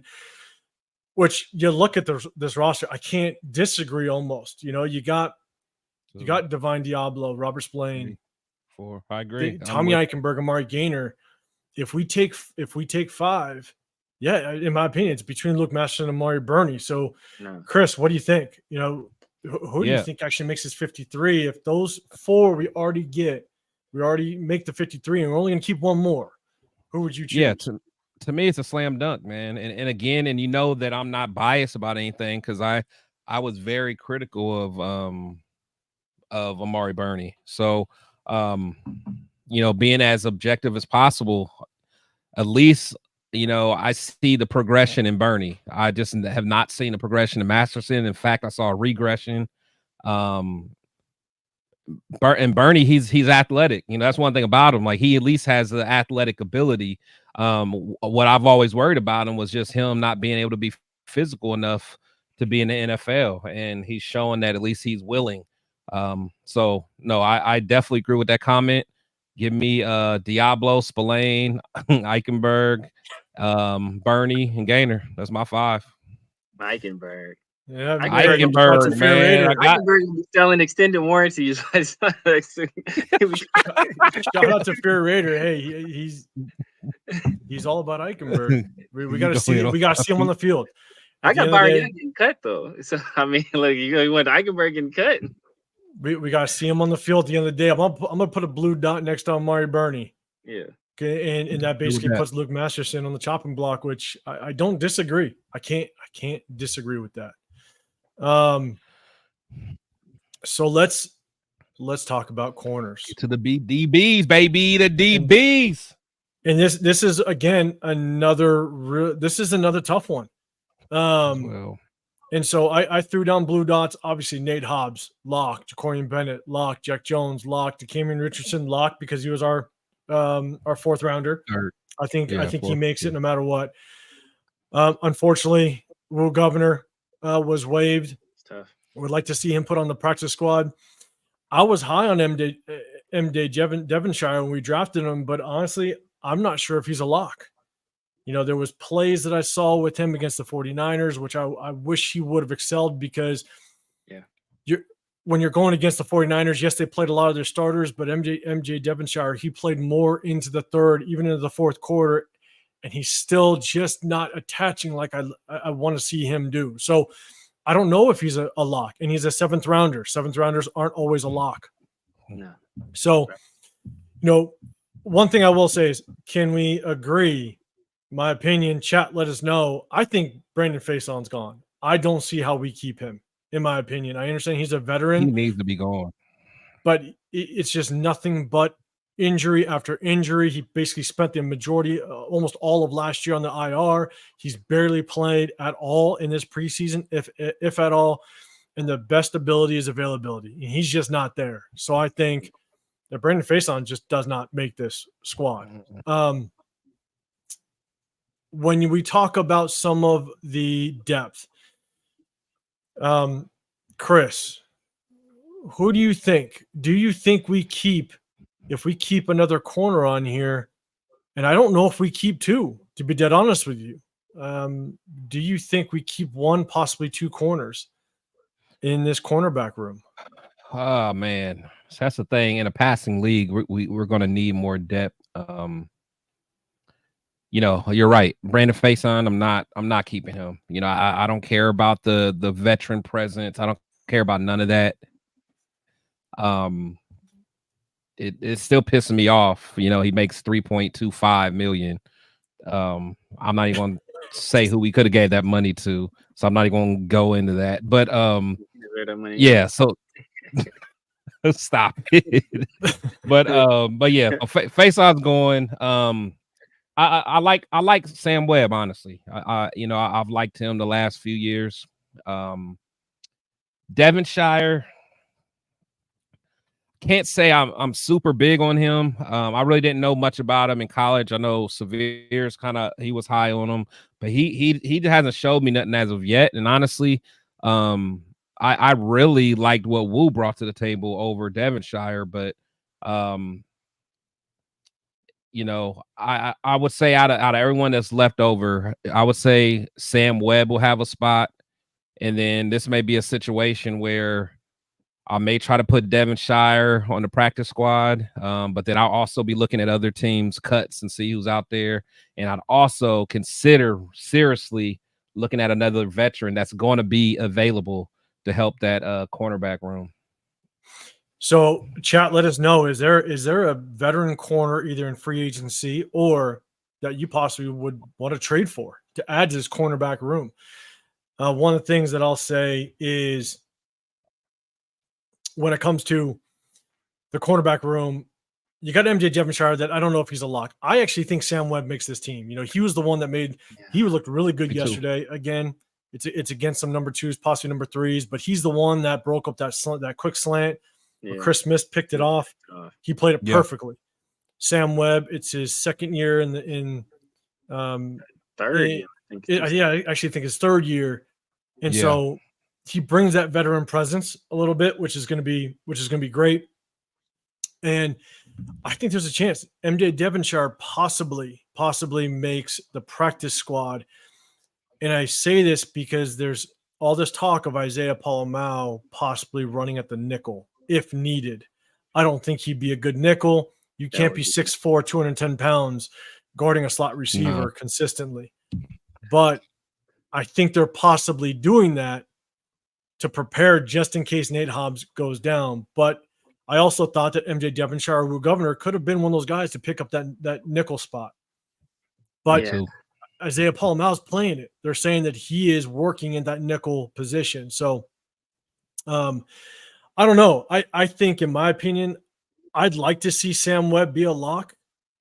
I don't know if MJ Devonshire makes this squad, in my opinion. Even though I was high on him, I just don't know if he does because there's more and more talk of Isaiah Palomau possibly playing that slot corner if needed. And so, and maybe we do pick up someone in free agency. One guy that I wouldn't be opposed to trading for is from the Eagles, played with Patrick Graham with the Giants. Bradbury? Yeah, Bradbury. Yeah. You know, not to say that he would be a lock to start it all, but if you want to bring in a very cheap, possibly trade over for maybe a 6th round tops, kind of bring him back and have that veteran presence, that could be a name that we could look at if needed. Yeah. But I honestly think that Sam Webb, I'd like Sam Webb to kind of give that veteran presence, but I'm not sure if MJ Devonshire is a lock. So, you know, how do you guys feel about this? Nate Hobbs, Corey Bennett, Jack Jones, DC, and Sam Webb to kind of start. How do you guys feel about that? I know somebody that played college football in, they played in the Philadelphia area, but they know some people that are writers out there, and they heard that MJ Devonshire was making the roster. This is what they heard from people. So like I said, this is like third party information. So I don't know how reliable this information is, but this was something that was told to me yesterday, was that MJ Devonshire is going to be on the roster. I initially did not believe it until I saw Will Governor get cut, and then I was like, okay, maybe this is actually the case. We talk about Brandon Faison. Like I said, he's a guy that's played in the league before. He's been productive in the league. He's productive with us. You hear how Nate Hobbs speaks about him. You hear about how some other guys speak about him. They think he's a real talent at the cornerback position. I think his biggest Achilles heel is his availability. As Dan Tessier said, I think it's a situation where I think he probably does initially make the roster. And if he isn't, and then maybe we put him on temp IR again, or maybe he makes the initial roster. And if we can find another vet, then we get rid of him with the injury settlement, and he goes on his merry way. I do like Sam Webb. He's been a guy who I have liked for a while. But I think, we're kind of suffering from some recency bias because, we talk about the nice pass breakup he had against the 49ers, but he also is a guy who got caught with his eyes in the backfield and man coverage, and the Vikings, they gassed us deep. So there's a little bit of recency bias there. But I think the real battle is between Brandon Faison and Sam Webb. I think Sam Webb does win it out, but I wouldn't be surprised if Brandon Faison does end up on the roster, and then we replace him if we can find somebody better in free agency. And that's the hard part about looking at this 53-man, right? Because there's what we would like to see happen, what we think should happen, versus is like with your boy Eichenberg. I mean, there's things that we want that we think should happen, but it's there's also things that may happen. For example, like Eichenberg's going to make it because he was a 5th rounder. He's going to make this squad, whether it's I don't think it's going to be practice squad, but he's going to make this squad. So All right, so we got corners. We'll kind of keep it there. But again, do we not add another corner? Because when we talk about the safety room, and actually, before I jump, you got Space Beast saying that you got the Bucks are expected to release cornerback Keenan Isaac. Again, not too. I don't know much about Keenan Isaac, but that's a decent PFF grade. Do you guys know much about Keenan Isaac? I don't, to be honest. No. And then you got OJ Raider. He's basically saying that Ernest Jones, linebacker, is seeking a trade. Yeah, I don't know. I don't know if we would trade for another linebacker. Give me 1 second. I don't know if we would trade for another linebacker, but it's definitely interesting. It's going to be interesting to watch out for. And this was interesting. SevereRaider, he says if Lattimore becomes available, that's one guy that I was willing to trade for. Me too. Me too. Prior to the draft. Me too. The Saints have some solid corners over there. He could be the odd one out a little bit, and they got to free up some cap space. The Saints are in cap hell for a little bit. They got to move some money around, some pieces around. If Lattimore were to become available, would the Saints take maybe like a 4th round for him? Chris, what are your thoughts on Lattimore? Yeah, no, I would definitely be big. We got the cap space for it, so we do, and I think for the role he would play for us, I think it would be perfect. Because he still has some good ball left in him. I don't think he doesn't have to be the superhero over here. We still get some good reps from him. I still think he can lock down most guys. So especially with our defensive line. So some shortcomings that he has will be kind of covered up with the Max Crosby's of the world and Christian Wilkins. So I'd be open. I definitely be open to it for sure. Especially because I think we're gonna have to be flexible because I just don't know how healthy Nate Hobbs will be. I hate to say it, and I almost put him in that same category as Diablo, man. It's like if they can stay on the field, but you always hear about them getting nicked up here and there, and it gets a little frustrating at times. I'm with you. And Severe, we just talked about, we had someone comment about possibly bringing in Lattimore from the Saints. Yeah, man, I'm good on that. Come on, he's another guy. He's another guy that's injured all the time as well. I mean, he's expensive, true. He's older, and he's injured all the time. So I mean, I just don't know how expensive he can play though. But he can play. Yeah, he can play. Like Brandon Faison, Brandon Faison gets hurt, and he's not that good, man. Even with us, like I said, yeah. I mean, I don't know. Yeah. But I mean, because the thing I will say is that we're worried about the slot, and I know they're talking about Isaiah Palomar being down there. Which I mean, I think like maybe I don't think that's realistic. Yeah, I think in a big nickel situation where it's like that it's 3 safeties on the field, I can see that. But I can't see him playing in as a true slot. When he was at TCU, Trevon Merrick, that is something he did often. Actually, he's a guy that often came down and he did cover people in the slot. But even him, like I really can't see him do that with any real regularity. So that's why I say Devonshire. I think he is a guy that if even though at Pitt he was more of a boundary corner, if they see him as a slot now, I think that's kind of how he will make this roster. So John Parker, you're saying, is anybody in the chat? No, we did not fix the front line. What do you mean by that? And I'm looking kind of down. Front line as in the front 4 on the defensive line. Let me know kind of what you mean by that. Again, shout out to everybody in the chat. I appreciate you guys running through. Make sure you hit the like button, subscribe to all the channels. Again, Chris at Protect the Shield podcast, and then you got the SevereRaider. Go check those guys out if you're not on their channel. Go check them out. Make sure you subscribe. Always throwing great content out there. Cool Kev, he says Lattimore 5 years too late. I mean, you're not wrong. He's not at the peak of his career, but again, for a depth piece, possibly late round, if we can get him for cheap, it's the right situation. Based on what we currently have, I wouldn't be mad at it if the situation was right. And then Jonathan Studios, I mean, we got I think it's currently the 5th, 6th most cap space. We got some money to move around. Obviously, we're gonna re-sign some of our own players. We're preparing for that. You got to be prepared for any injuries that possibly happen throughout the season. But we got a lot of cap space to play with. That's for sure. Shout out to everybody in the chat. And so let's talk about safeties. I think without question, Trayvon Moore, Isaiah Palomau, they're going to make it. We'll kind of lump these all guys together, honestly, because you got Marcus Epps, free safeties, strong safeties. Chris Smith. Chris Smith looked like he did a pretty good job to try to make a statement to possibly make this team against the 49ers. Trey Taylor, our 7th rounder. And then you got Jaden Grant.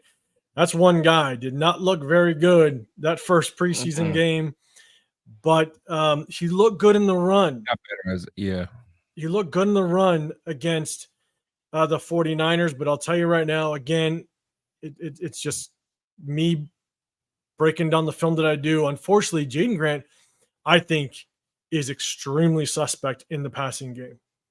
Oh yeah, there was a lot of plays that he just was completely out of position. His instincts aren't there. He's kind of like a robot. There was a cover 3 situation where he was playing safety. There was no second receiver to his side, and he basically just jumped into the flats as the safety. The corner took deep. He just jumped into the flats. And he's basically you're guarding grass, and when you're guarding grass, you're not guarding anybody. And that was actually the very first offensive play for the 49ers, and they hit Debo over to MJ Devonshire's side for a deep pass up the sideline.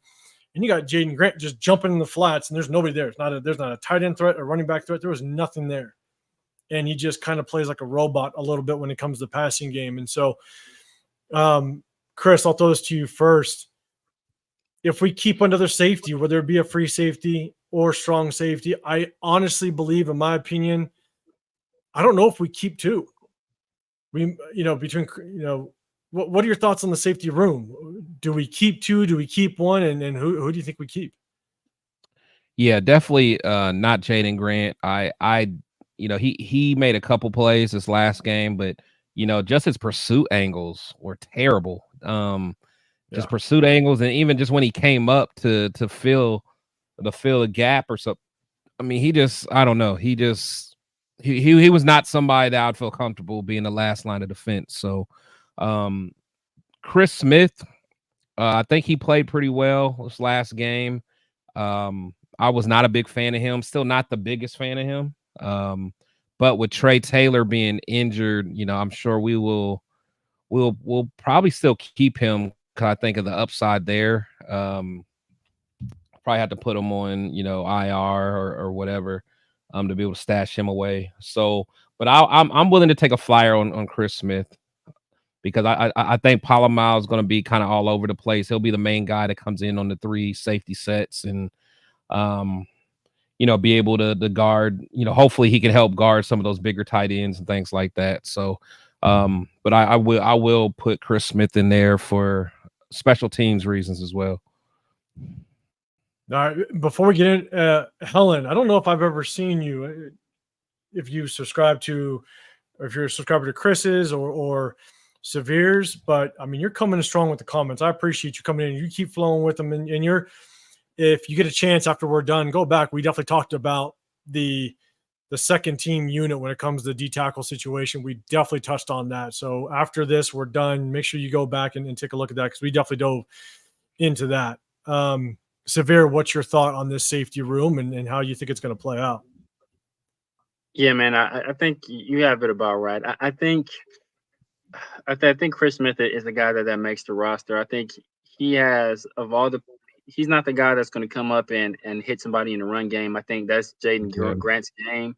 He did that even at Oregon State. But Jaden Grant people talk about Chris Smith having questionable athleticism. I think Jaden Grant ran like a 4.7 at 40. So he's like, no, he's a little bit of a bigger guy. He is a thumper. And I know people have been saying some good things about him. But I think that Chris Smith is more that post safety. He's more of a guy that is going to be a ball hawk. You know, even at Georgia, he's a guy that was always around the ball. He was a team leader. So I think that's where he kind of separates himself from everybody else inside the fact that he is an actual like true post safety. So, but I do think they like Jaden Grant, man. And I think Jaden Grant does bring some special teams ability. I think even more so than Chris Smith. So I can see a situation where they might keep Jaden Grant, but for the time being, I'm gonna roll with Chris Smith. So, I agree. Like, I think Chris Smith did enough this last game to really show. You got to, when you show flashes like that, sometimes that third year is where you can really peak. You know, that's the one thing is that a lot of people need to understand is it does take some time. He's still inexpensive to kind of play behind Marcus Epps, Trey Taylor. Now, guys, we're hearing in the chat a little bit that Trey Taylor might need to have knee surgery. Am I hearing that right? Are we hearing this? I did see him post on Instagram maybe a week or two ago that he hurt his knee. Yeah, I didn't hear anything about surgery though. Okay. Yeah, let us know if we can confirm this a little bit because obviously that'll switch things around. But let's do this, okay? Let's say Jaden Grant does make the squad. I personally don't think he will. Again, he's so suspect in the passing game. Or actually, I mean, let's do this. Let's get Chris Smith on here. Let's get Trey Taylor. I think Trey Taylor does make the squad. What are you guys opposed to Trey Taylor having a blue dot? I'm not opposed to that. No. I'm with Trey Taylor. I was going to be opposed to Jaden Grant getting one though. I'm with you. Okay, so let's do this. This is where it gets interesting. Draw the line in the sand somewhere. I'm with you. And so let's do this. We're gonna add this up real quick. So chat, bear with us. We're gonna see where we're at. Remember, we got our kickers. We got AJ Cole down below. AJ Cole, Daniel Carlson, Jacob Bobenmeyer. Right. So that's 3. Yeah. We got David Algoa, the international pathway program player. So we can actually hold 54. We got to get to 53 with starting offense, starting defense. So here, this is where we're at. We got 1, 2, 3. He said Taylor done for the season. That's what Los Angeles Raiders said. That's crazy. You would know. So we got 25. If that's true, do we want to consider that? Do we want to basically take him off here if that's true? I thought we had 20. Didn't we have 26 on? Oh, okay. I'm sorry. You talking about defense? Never mind. Sorry. Yes. Well, on offense, we got 25 so far. Okay. And then 26 on defense. Is that what you said? So we got 25 on offense. Go 1, 2, 3, 4, 5, 6, 7, 8, 9, 10, 11.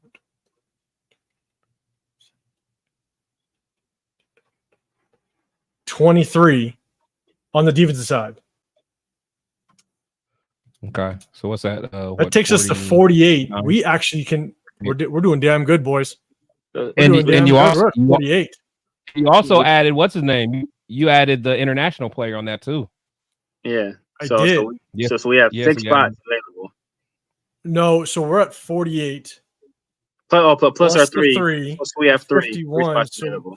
We got 3 spots available. We got 3 spots available. So let's just recap. So everybody in the chat, you guys are going to see kind of where we're at right now. Okay.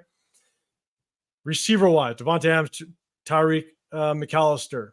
We got Jacoby Myers, Trey Tucker, DJ Turner. You see the offensive linemen, our starting 5, our backups, Andres Pete, Cody Whitehair backup, Jordan Meredith, DJ Glaze, tight ends. We only kept 1 extra, Harrison Bryant. We got 3 quarterbacks. We got our 4 running backs. That's including Amir Abdullah. Yes. So do we keep Wilkerson?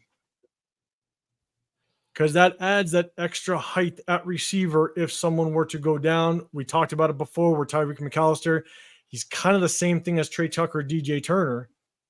So I think if we open up that question, in one more spot, do my personal opinion, if it was me, if it's between Christian Wilkerson and Ramel Keaton, I'm keeping Ramel Keaton in that situation. I think he offers that same height aspect, but I think he offers you more upside, and he's much younger. So of the two, I'm keeping Ramel Keaton if we're going there. I know he had that he's had some bad drops, but I think his ceiling, and we kind of saw what he was able to do on that last drive. He dominated on that last drive. So I think that if I'm going with another bigger body receiver, I personally, I'm choosing Ramel Keaton over Christian Wilkerson. They might go with a vet, prefer to go with a vet, especially with younger guys like Trey Tucker and DJ Turner. But I just think that just what I saw out of Ramel Keaton at that last drive, it's recency bias, I know, but I was very impressed. So chat, let us know, Christian Wilkerson and Ramel Keaton. Chris, do you think, because again, we can pick up, we got 3 spots left, and we're gonna spread that between offense and defense. Ooh, okay. I gotta say, man, I'm still not too impressed with Wilkerson, man. I do like the take about Ramel Keaton. Let's see, Zach Gentry's down there. Keep in mind, we kept all 4 running backs, so we're good there. I don't think there are any more running backs. Okay, wow, okay, we already kept all 4. I was surprised. Yeah, I was about to say you got and we got McAllister. I mean, if we need somebody that can squad, we got Will Putnam in there. He's out there throwing hands.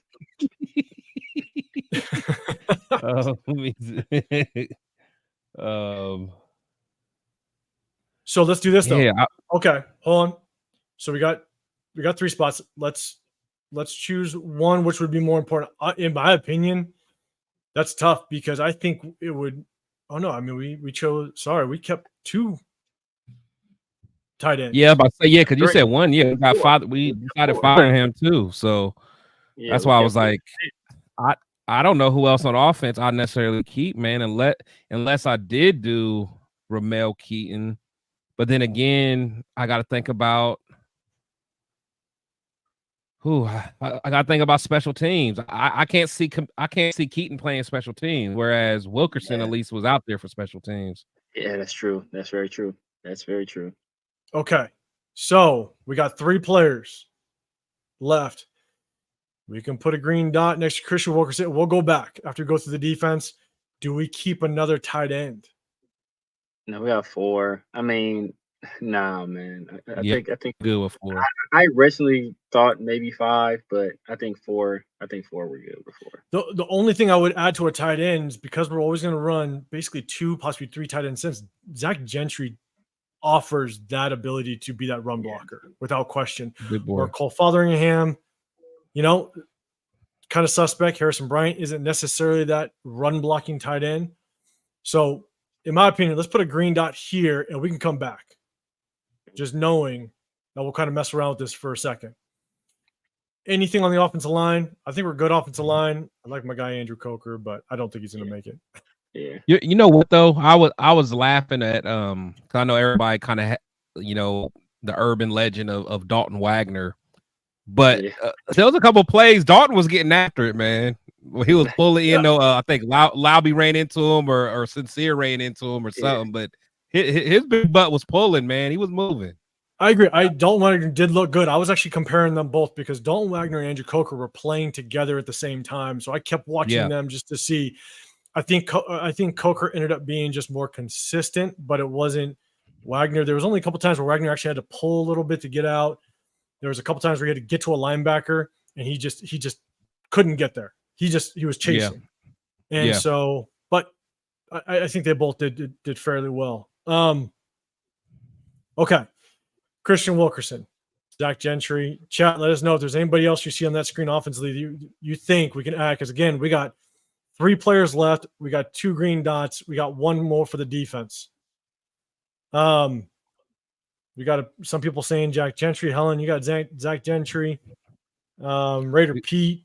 You like we that? probably need to get one of the three McCormick. Stooges. We probably got to get one of the three Stooges, man. The D tackles. Lobby one of the it. three, man. I thought we already had one. I thought we had one of them already. We didn't. Nah, yeah, because I figured that Tyree. Yeah, he was talking about moving Tyree inside. Yeah, we gotta get one. Tyree's gonna get more. I think if Tyree's gonna get more work on the inside, I just don't know. Again, that was after we wanted to pick more. We wanted to have a little bit more room for maybe for a linebacker, possibly a corner. We weren't really sold on the interior depth of this defensive line. You know, if Tyree Wilson gets more reps on the inside, that might be our depth with Adam Butler, to be honest with you. Do we have to have 53, or can we keep some spots open and sign some? Or I forgot what the rule was. Like, do we have to have, or can we be under? We can keep it 3, but we can always cut the guys later, though. I mean, we're not wedded to them. We're not wedded to anybody. Okay. So let's take a look at the defensive ends. Again, I like Ellerson Smith. I'm a big Ellerson Smith fan based on the first 2 preseason games where he flashed. In this last one, I liked what he did, especially if Tyree Wilson finds himself possibly moving to the inside. I like Ellerson Smith. But we could always use another body on the inside. Matthew Butler had a really good game against the 49ers. You know, he showed flashes. Again, very inconsistent. But if we want more depth on the interior D line, is there somebody you're looking at? Chris, you kind of talked about the 3 stooges. What's your take? The lesser of 3 evils, man. Give me Butler, I guess, man. I don't know. So again, if you're, this is my thing. Man. If you're not sold, I'm telling you, I do like Ellerson Smith because he also rotated on the inside as well and did well. Yes, he's going against number 2s, number 3s. He's 245. 245. I think that's what you said, right? He's 245. Yeah, it's like 245, 250. Yeah. But if you watch him play on the inside, he had a push. I mean, it wasn't suspect at all. I mean, he manhandled his way kind of on that inside a little bit. So, but he was going against plumbers and electricians. Again, I'm with you. Second and third string, I get it. But look, again, when you talk about Ellerson Smith or Charles Snowden, you're talking about a guy that's going to get maybe 2 to 5 snaps a game. So you want somebody that's going to be at least somewhat consistent, maybe a little bit versatile, but he also made tackles on special teams. He played on the inside interior as kind of like the guard position on the punt team, and he got down there and made a tackle with Amari Gaynor. You know, so he also flashed in the special team side as well. And at the end of the third, into the fourth quarter, he had that play coming off the edge on 3rd and short where he got off that ball. And he got, I wish I could pick up the all 22 of that play. I mean, he was impressive. So, again, we're talking about a guy that's going to get 3 to 5 snaps. Wasn't he one of the guys? I want to say it was Ellerson Smith. It might have been Stone. But he was one of the guys that was getting cooked against the Cowboys. And it was getting just manhandled. I want to say, was that? Were we seeing Rod Stone? I think that was. Stone. Maybe it was Stone. It may have been. I don't know. It's one of those guys that was getting like destroyed, and I was like, "This is embarrassing." It's like, yeah, his mom is watching this, man. Is he gonna do this, man? Like this? This is tough because maybe it was Stone though. Maybe it was Stone. To Helen's point, AP did say guys that didn't play are basically a lock to make this roster, which is really hard to believe with some of the names that didn't play. But I mean, again, it's so hard because when you make this evaluation of the 53, you're teetering whether or not I think they should make it versus what we truly think will happen. Yeah. You know what I'm saying? And so that's tough. But if we're not sold 100% on someone on the interior, let's look at the linebackers. Bernie didn't play either, though. I think they're talking about Bernie, that they're master making of Bernie. Bernie didn't play either, if I recall correctly. He didn't. I didn't see him out there at all. So, I mean, but by that logic, I mean, it would be Luke Masterson making it over Gaynor, and that would be a travesty. We technically got one green dot left. That would be the worst. the worst thing I've seen since Madam Web. It'd be that bad. It'd be that bad. So, and Raider Zach, we are getting to 54. We were at 51. We could add 3 more because of the international players. So, adding 3 more is going to get us to 54 with David to go on the locked in. So, because we're not 100% sold on another depth piece on the interior side, maybe even on the edge side. Do we? Okay, Ellison Smith was so he played with Patrick Graham before. I didn't realize that. No, I thought. Well, he came from Minnesota originally, I believe. I don't know if he was with Patrick Graham before that. Is that someone in the chat, or are you seeing? Yeah, that? Jonathan Studios, the very last comment. So one at the very bottom.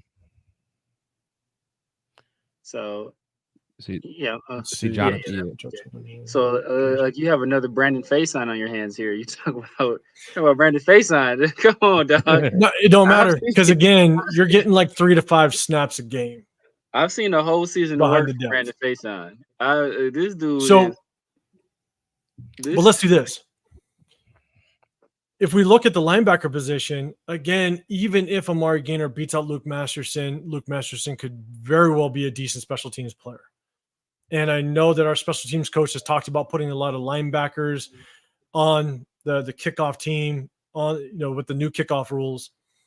And so do we want to put a green dot next to Luke Masterson? Because I think there's a chance that he does make this. If there's another spot, we'll take a look at corners and safeties. But do we want to put a green dot next to him for the time being? I can see him making it. I can too. Chris, you good with at least a red dot on Luke right now? So how many do we have left after that? That's it. So we're so you said you said green dot on Luke? On Luke Masterson. We'll talk. We'll look at corners and safeties, and we can move it, but we'll put it there for now. Yeah, no, I mean, I'm okay with it, I guess. I mean, to be honest, I'd almost rather keep. No, go ahead. Go ahead. No, go ahead. No, I said, just looking at it, I'd rather have Faison than Masterson, man. I think he'll provide. See, I don't know. So. Helen's saying Gainer making it over Bernie. That's but by that same logic, she said Masterson. The whole reason, her whole logic for Masterson making it is because Masterson he didn't play. But then Bernie didn't play either. Now she's saying Gainer gonna make it. It don't make no sense. The math ain't math in Helen. All right, Helen, I love it. But this is what you're gonna get when you come into this chat. We go speak our pieces. We remember. Well. We love it. But. Yeah, it's so hard because again with Brandon Faison, if we take a look at the corners, right? It's hard because Brandon Faison is just injured. Your best ability is your availability, and he just doesn't play. Yeah, and I don't know if we have some younger talent, if we have some people that could truly help us, I would cut Brandon Faison and bring on Ellison Smith. Just because Ellison Smith showed flashes. You're going to die on that. You're going to die on that hill. You're dying on the time. I need to throw a red flag on the field and issue a referee's challenge. Did we just not see my dude Franklin post that this dude Ellison Smith has been injured reserve every single year of his career? Every single year this dude's been injured reserve. And now we're going to keep him over. If he only hit, we're gonna go back to Jonathan Studios. This show is sponsored by Ellison Smith. If we only have him for 3 or 5 plays a game, it minimizes his injury chance. All right, that's what I'm gonna throw out there. Man, I think he plays at a more physical position. And look, I'm not in favor of keep. Like, I don't care. We get rid of Brandon Faison. I really don't care. If you look at just talent, so both guys are injured. You look at depth issues. I think we have more depth along the defensive line than we do in the cornerback room, in my opinion. And I think that as a talent, Brandon Faison is a more talented player than Ellison Smith. So I think if all things being equal, if it's between those two, I'm saying Brandon Faison is going to make it. Now, I'm perfectly fine with Sam Webb making it over Brandon Faison if we're just basing it on, what we saw this last preseason game, and the fact that Brandon Faison is perpetually injured. He was injured all of last year. I think he only played maybe like the 4 final games, and he was solid in those 4 final games. But he was the guy that throughout most of the before he was injured. Ironically, before he was injured, he was the guy that was locked in a heated battle with Jacorian Bennett, and Jacorian Bennett flashed on that first game against the Vikings. So if he showed that he was that good on the field, that lets me know that Faison was also out there making his share of plays. So if all things being equal, if it's between Ellerson Smith and Brandon Faison, bro, I'm going Brandon Faison. I'm going Brandon Faison that day. And look, I feel you only because at the same time, we got Tyree Wilson that's still going to get reps at the edge position. You got Janarius Robinson that has played his ass off. He's done extremely well. And so do we need Ellerson Smith? I don't think we necessarily need him.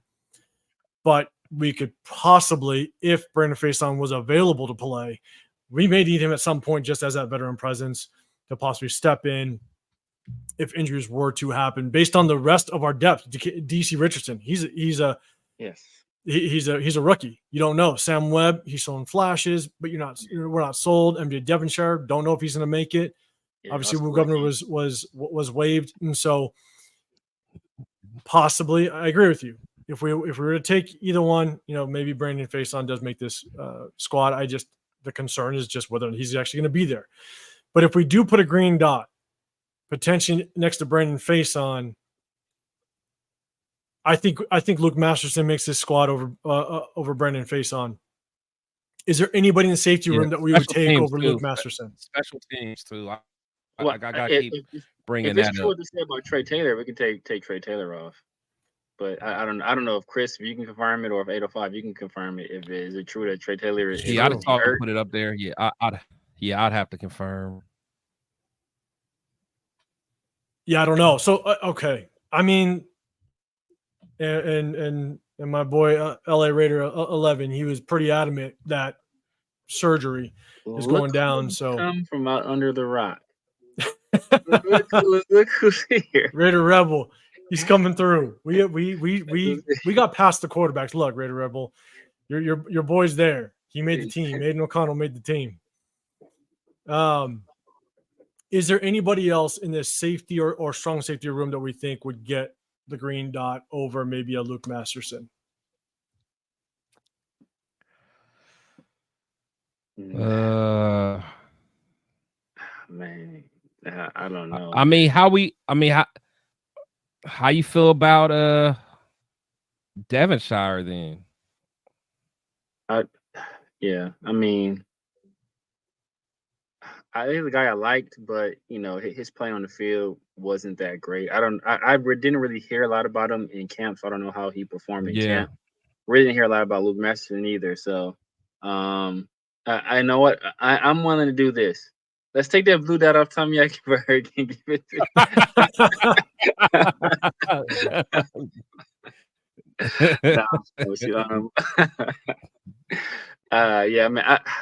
I think, I would think they would want. I mean, I don't know. I don't know, man.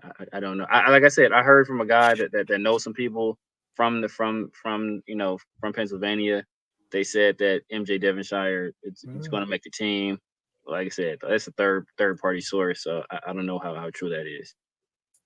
All right, man. If it's true, it looks like Trey Taylor's out. So we'll roll with that, honestly. So that gives us an extra green dot because we got Zach Gentry to kind of be that offset blocking tight end, true blocking tight end.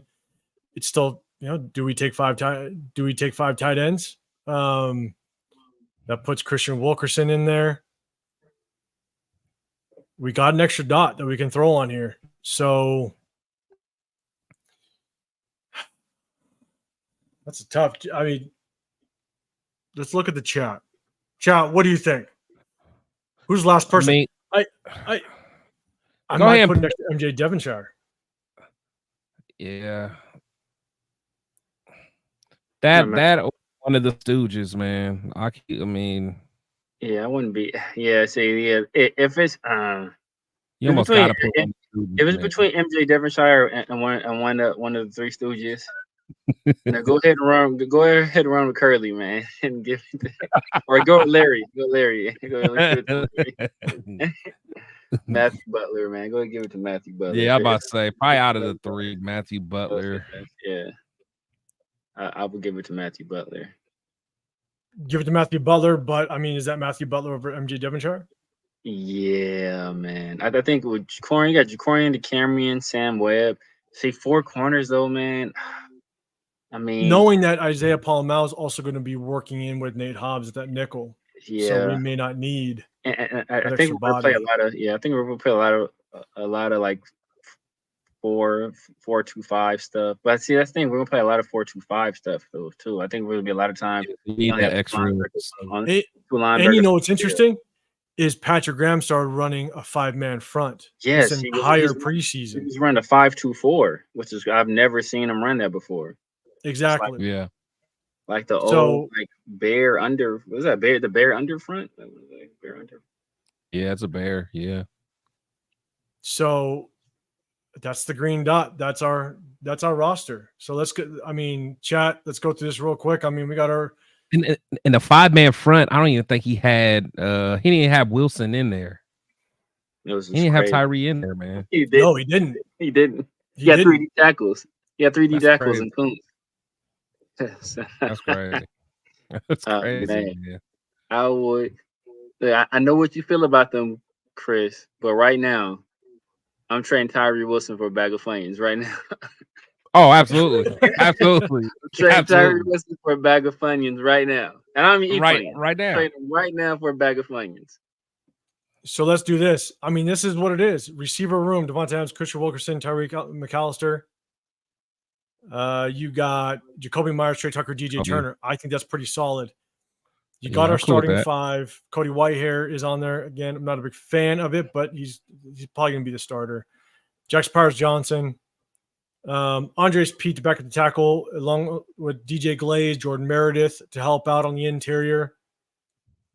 Then we got 5 tight ends: Michael Mayer, Brock Bowers, Harrison Bryant, Cole Fotheringham. Again, we talked about it before, where we basically have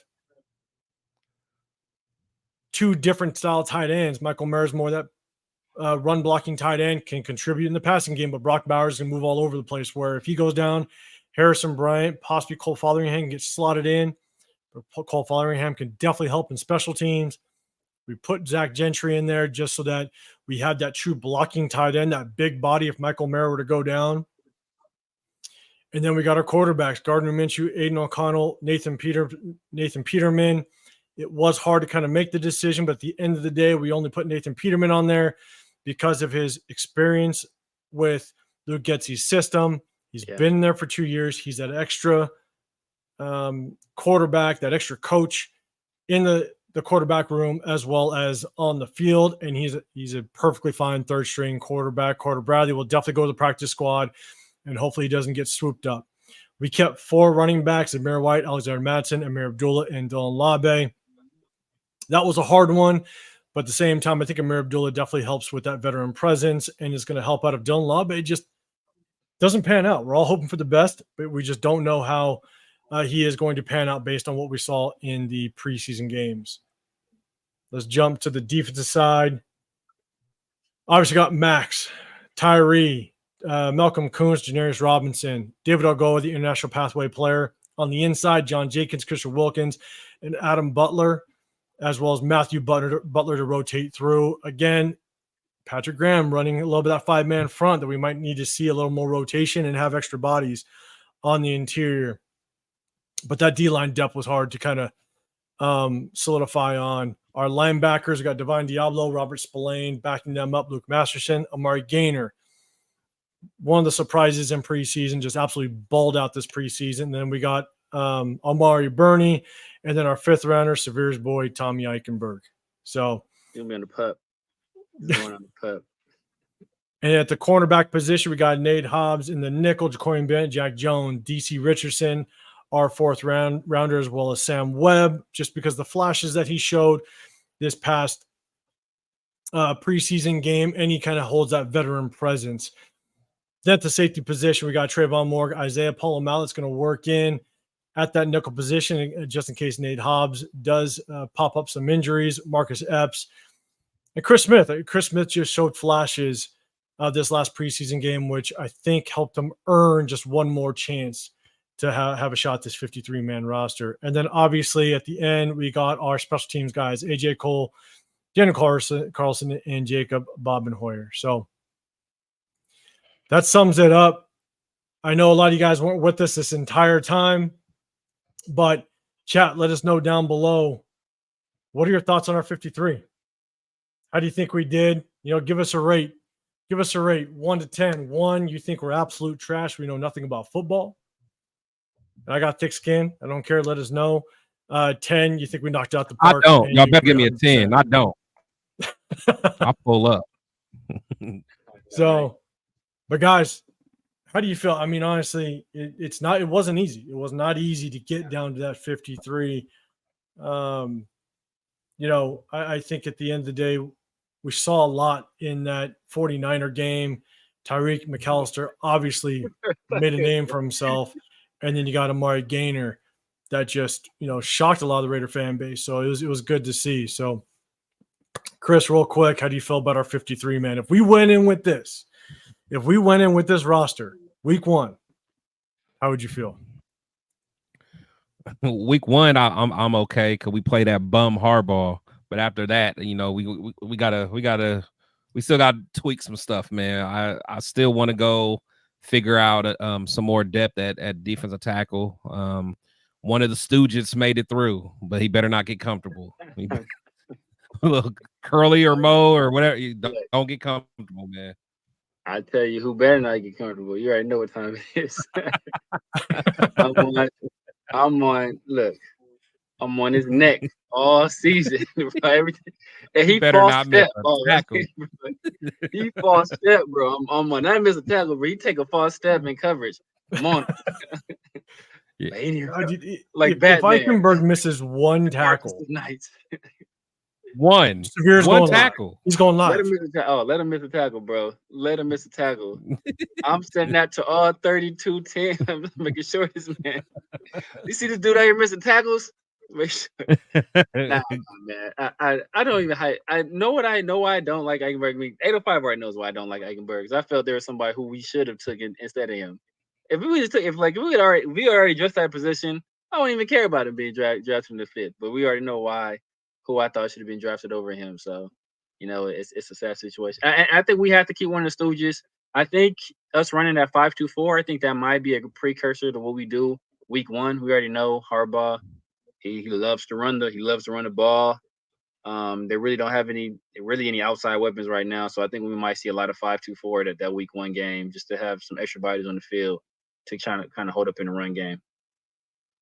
I'm with you. And Helen, if you missed it, we did. That taking Pete was a tough one because he did not look good at tackle. There's a good chance that he might come down and play guard. DJ Glaze did look very good that last game against the Niners. So there's definitely going to be some moving pieces with the offensive line, but we want to keep a little more depth because of the injury concerns. You don't know what's going to happen with Colton the rest of the season.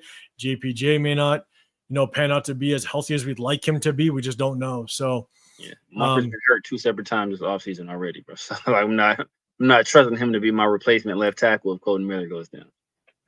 Yeah, I'm with you. So that's it, guys. That's our breakdown. Thank you, Milka Beezy. But that's our 53-man breakdown. Hey, I think I'll be honest, guys. I think it was a pretty good breakdown. I appreciate you guys coming along with me with this. Once again, like I always say, I like coming on with you guys. I think my camera's a little rough right now. I like coming on with you guys because we just break it down and we keep it as real as possible. We're not biased unless it comes to Eichenberg, with Severe. I think at the end of the day, we try to be as real as possible. We're not, we don't stand close to any player. We just try to think, what does the team need? What should the team take at the end of the day to make sure that we have a successful season, not just an individual good season. So I appreciate you guys sticking with me, man. It was great. Again, everybody in the chat, I appreciate you guys. We held a pretty good number this entire way. You guys stuck with us. I appreciate you guys listening to our voices. I know our voices get annoying after time, but remember, hit that like button. Go to Chris, Protect the Shield podcast. Make sure you go and subscribe to him. SevereRaider, go subscribe to him as well. Well, don't know what you guys' schedule looks like, but maybe we could jump on, do another prep for week 1 as the week goes on. Obviously, we'll get more at a training camp, and then maybe let's have a reaction. We'll have a little reaction show. See kind of how our 53-man roster holds up. So. For sure. All right, guys. Appreciate you guys. Everybody in the chat, appreciate you. We'll see you guys on the next one. We're out. Appreciate y'all, man.